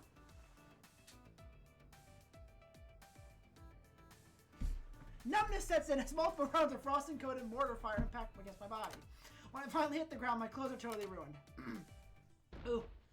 Ooh. But alas, my noble self-sacrifice cannot completely protect them. Naomi seems to get the idea and shields the game with her body. A few stray cupcakes that missed me hit her, but otherwise no damage done. Ashley took a few shots, unfortunately, but it could have been worse. As parents swarmed around the cupcake war and instigators, Naomi and Ashley kneeled down and checked on my phone. Albert, are you okay? Oh my. Could be paralyzed from the neck down, Albert. Blink once you're paralyzed, blink twice if you're not. I'm not paralyzed. Oh, hey! Well, you could talk. That works, too. None helps me with my feet, although I have to be careful not to mingle my icing with her icing in the process. Days like these, I'm glad I wear my apron. Ew, cupcakes are food, not fashion. Colored icing is just the worst. I think I could get these two out with some club soda, fortunately. Guess they got all of us, huh? But Albert's worst of all. You know, that was super selfless of you, trying to save us from the splatter. Speaking of floor attendant, you scored silver medal. About all of us ending up splattered a little, they seem to be good spirits. I try to keep that rolling. My cupcake food was not strong enough. I must now meditate under a waterfall and train for 10 years. Unfortunately, that my learned skills of the mastery of mid-air cupcake, which you have failed me in the honor of need. I have dishonored myself in the arcade. I must train for 10 years, during which I accept the shame of the incident, drive the fire of my soul to greater height of cupcake defense.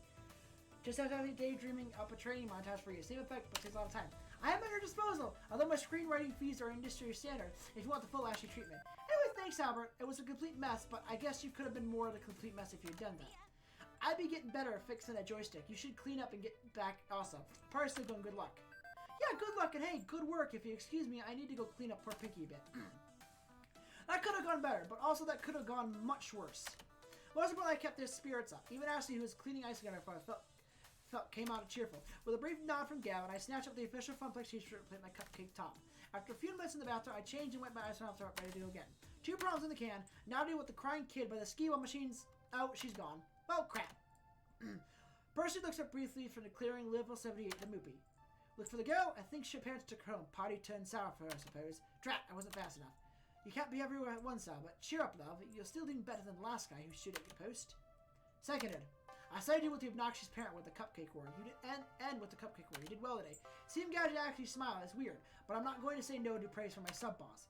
Things seem to be cooling down. It's just you take a few minutes in the break room where there's a little action. Ashley and I will handle things for now, and she can swap off when you come back. Percy ducks out of the conversation without actually moving anywhere, refocusing on his game. I could use a few minutes. Yeah, thanks, Gal. I'll be right back. I slip away and head to the employee lounge.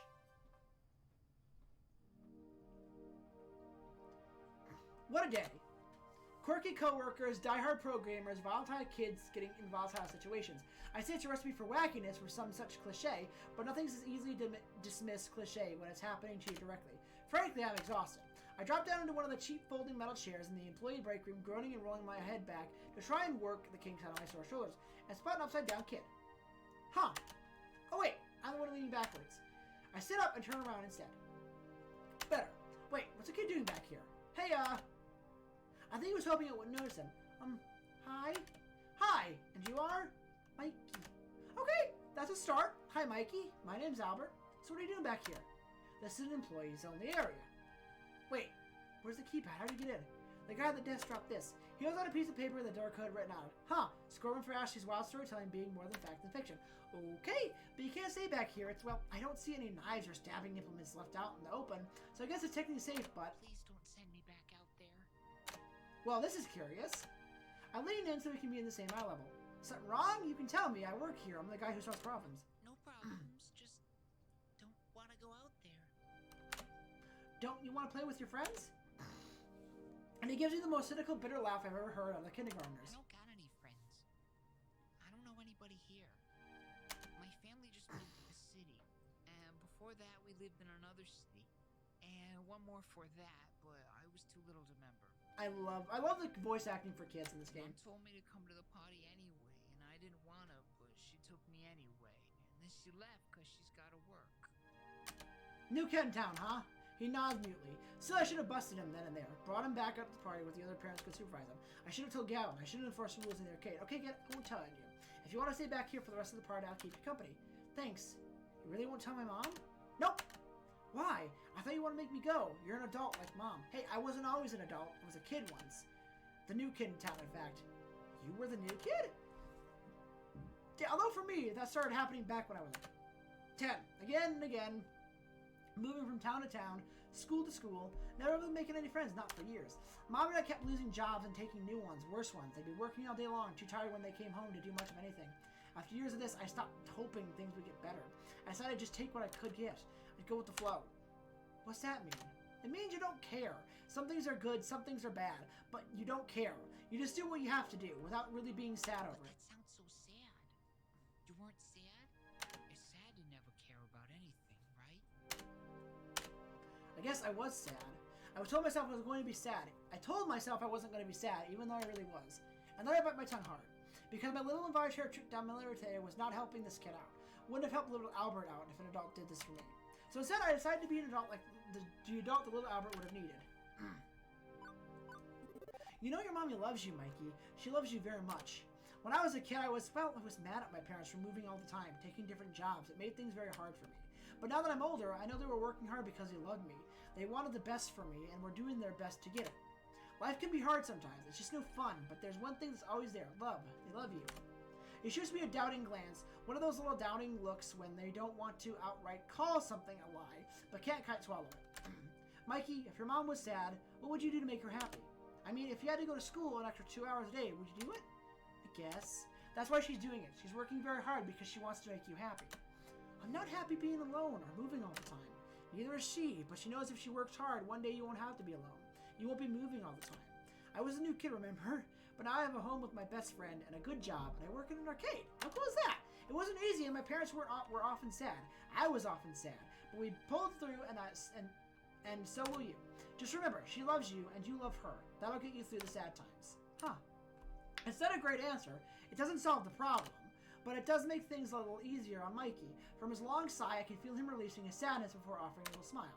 Not a big goofy grin, but a high of happiness, just simply understanding. I love Mommy. It's sad a lot, but you know, it's not always sad, and even if she left me here, I know she's coming back. Hey, you know what? You still got some time to enjoy the party. If you don't want to talk to the other kids, there's a lot of games you can play. And hey, maybe you'll get to know someone while playing an arcade. Arcades are great for that. I'm sure a lot of them have had sad times too, and they could use someone to play with, someone who can understand. Okay, I want to play the skee-ball games. I'll spot you a few tokens. Let's get you rolling.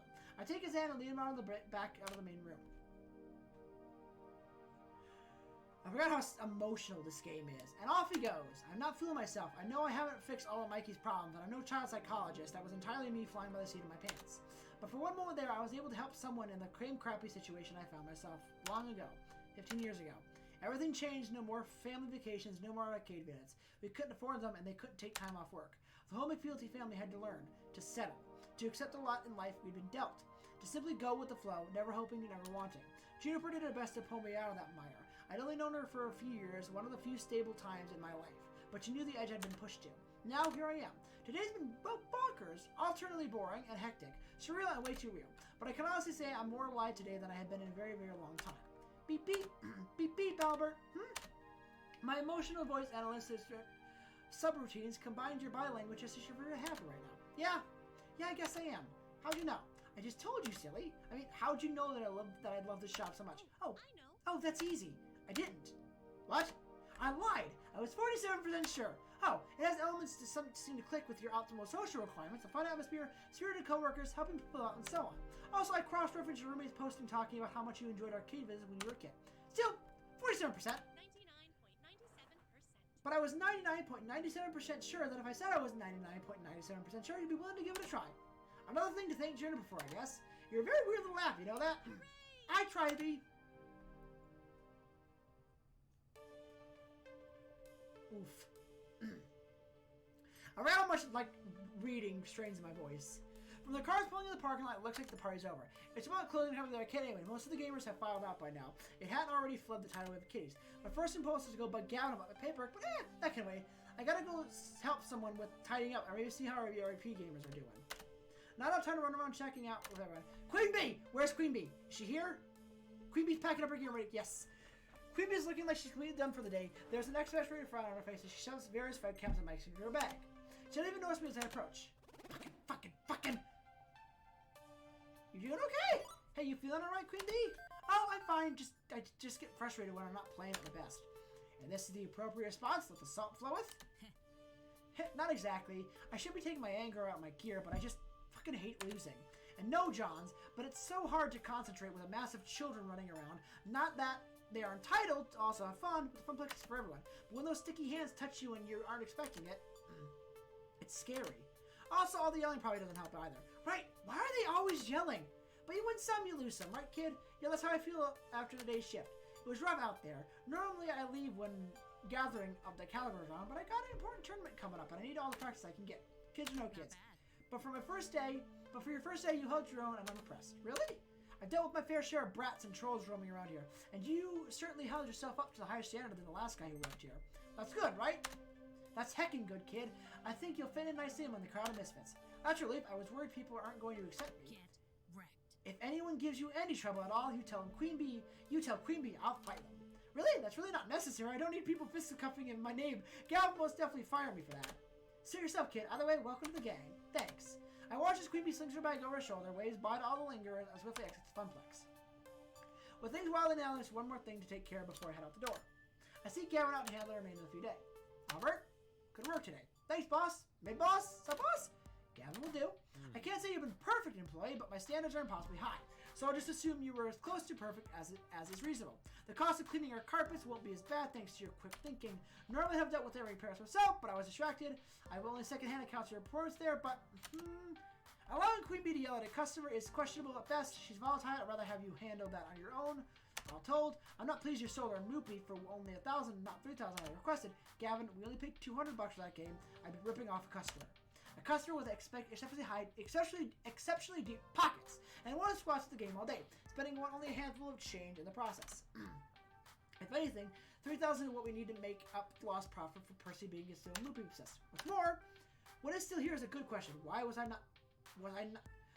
is it still here is a good question. Was I not clear I wanted it gone? Percy didn't want to break up the family. They're machines, not people.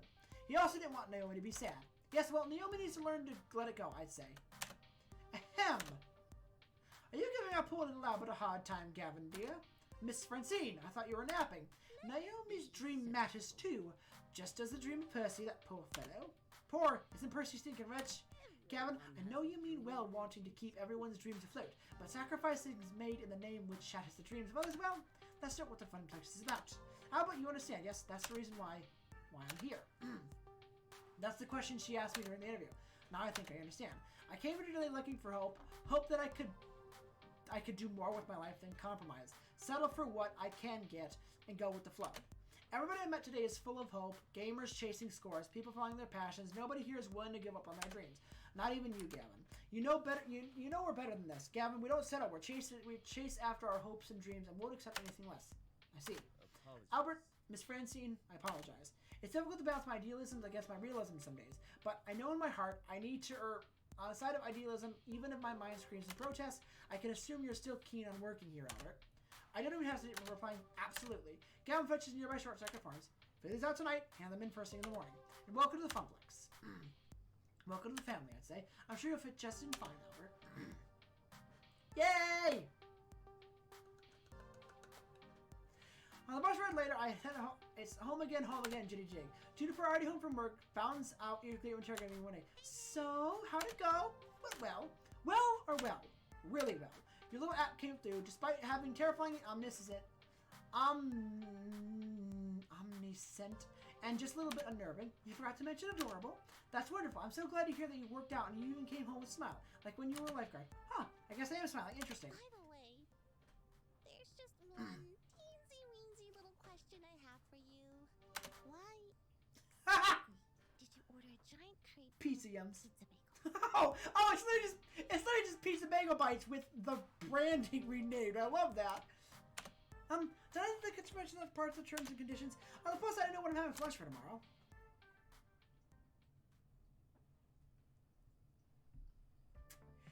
And that's level 1 of Arcade Spirits complete. Oh, hey, look! You won your prize. You get one of those achievement unlocked, clear level 1, put your quarter up. Hey, look, you would also won a prize. You also look at those each level be clear, plus some extra various endings and other hidden things. Now let's check your score. You're on Queen Bee's good side, beats on her being bad side. You're proving to be sweet and gentle and compassionate soul. Also, you scored 6,250 points. Nice, keep talking with people and your score will go up and up and up. Today's pizza fact is Americans eat approximately 100 acres of pizza each day, or 350 slices per second. Wow! Do you want to save your game before it's eaten? Yes, save game! Whoop. Yes. And return. Okay, cool. And then it's gonna cut to, yep, so we're gonna actually go back to main menu. No, hold on, prizes. So we got the first section of the Funplex. So as we progress, we're gonna do like each, so this is gonna be like chapter 2, and then these are like getting things for the story.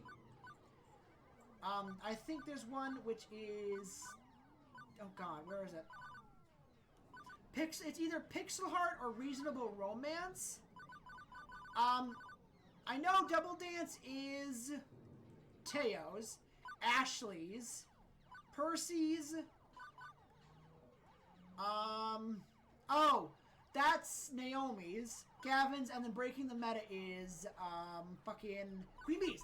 But yeah, but yes, I have saved, so if I want to load up, I can just load up. But yeah, perfect. Return. But yay, we've completed the first episode of Arcade. So with this series, it's gonna be again a monthly series. So next month will be the next episode because I think it's like 12 parts I did to beat the game. But we're gonna go through each chapter. I think there's 6 chapters, so we're gonna work our way through. Thank you guys so much for watching. If you guys like what I do, follow me on YouTube, Twitter, Twitch, and TikTok. YouTube, I post videos noon or 3 o'clock Eastern Standard Time on Saturdays and Sundays. Saturday being my serious game, Sunday being my normal like hour-long series, like kind of however long it takes me to beat each chapter of these games. Follow me on TikTok. I do a TikTok before I stream on Tuesdays, and then I do Highlight Wednesday and Highlights Thursday and Friday, Saturday and Sunday before videos go up. Follow me on Twitter. Twitter will be videos going up Monday, followed by a tweet of what I'm going to be streaming. Next week there will be no streams. I mentioned this now. I got a friend coming in from out of town, so there will be no stream next week. So yeah, and then follow me on Twitch. Twitch I do video streamings Tuesdays and Wednesdays. Tuesdays being my hour-long series for like indie games, Tesla Effect, Arcade Spirits, and a new game coming out on the 18th. I'm not going to say anything about it. You guys will see it when I drop it. I'm very excited. I played the demo before, so yeah. But as always, thank you guys so much for watching. We will be continuing this because after I beat this game, we'll be jumping into a new challenger and all that. Thank you guys so much for watching, and as always, I'll see you guys in the next stream. Curb!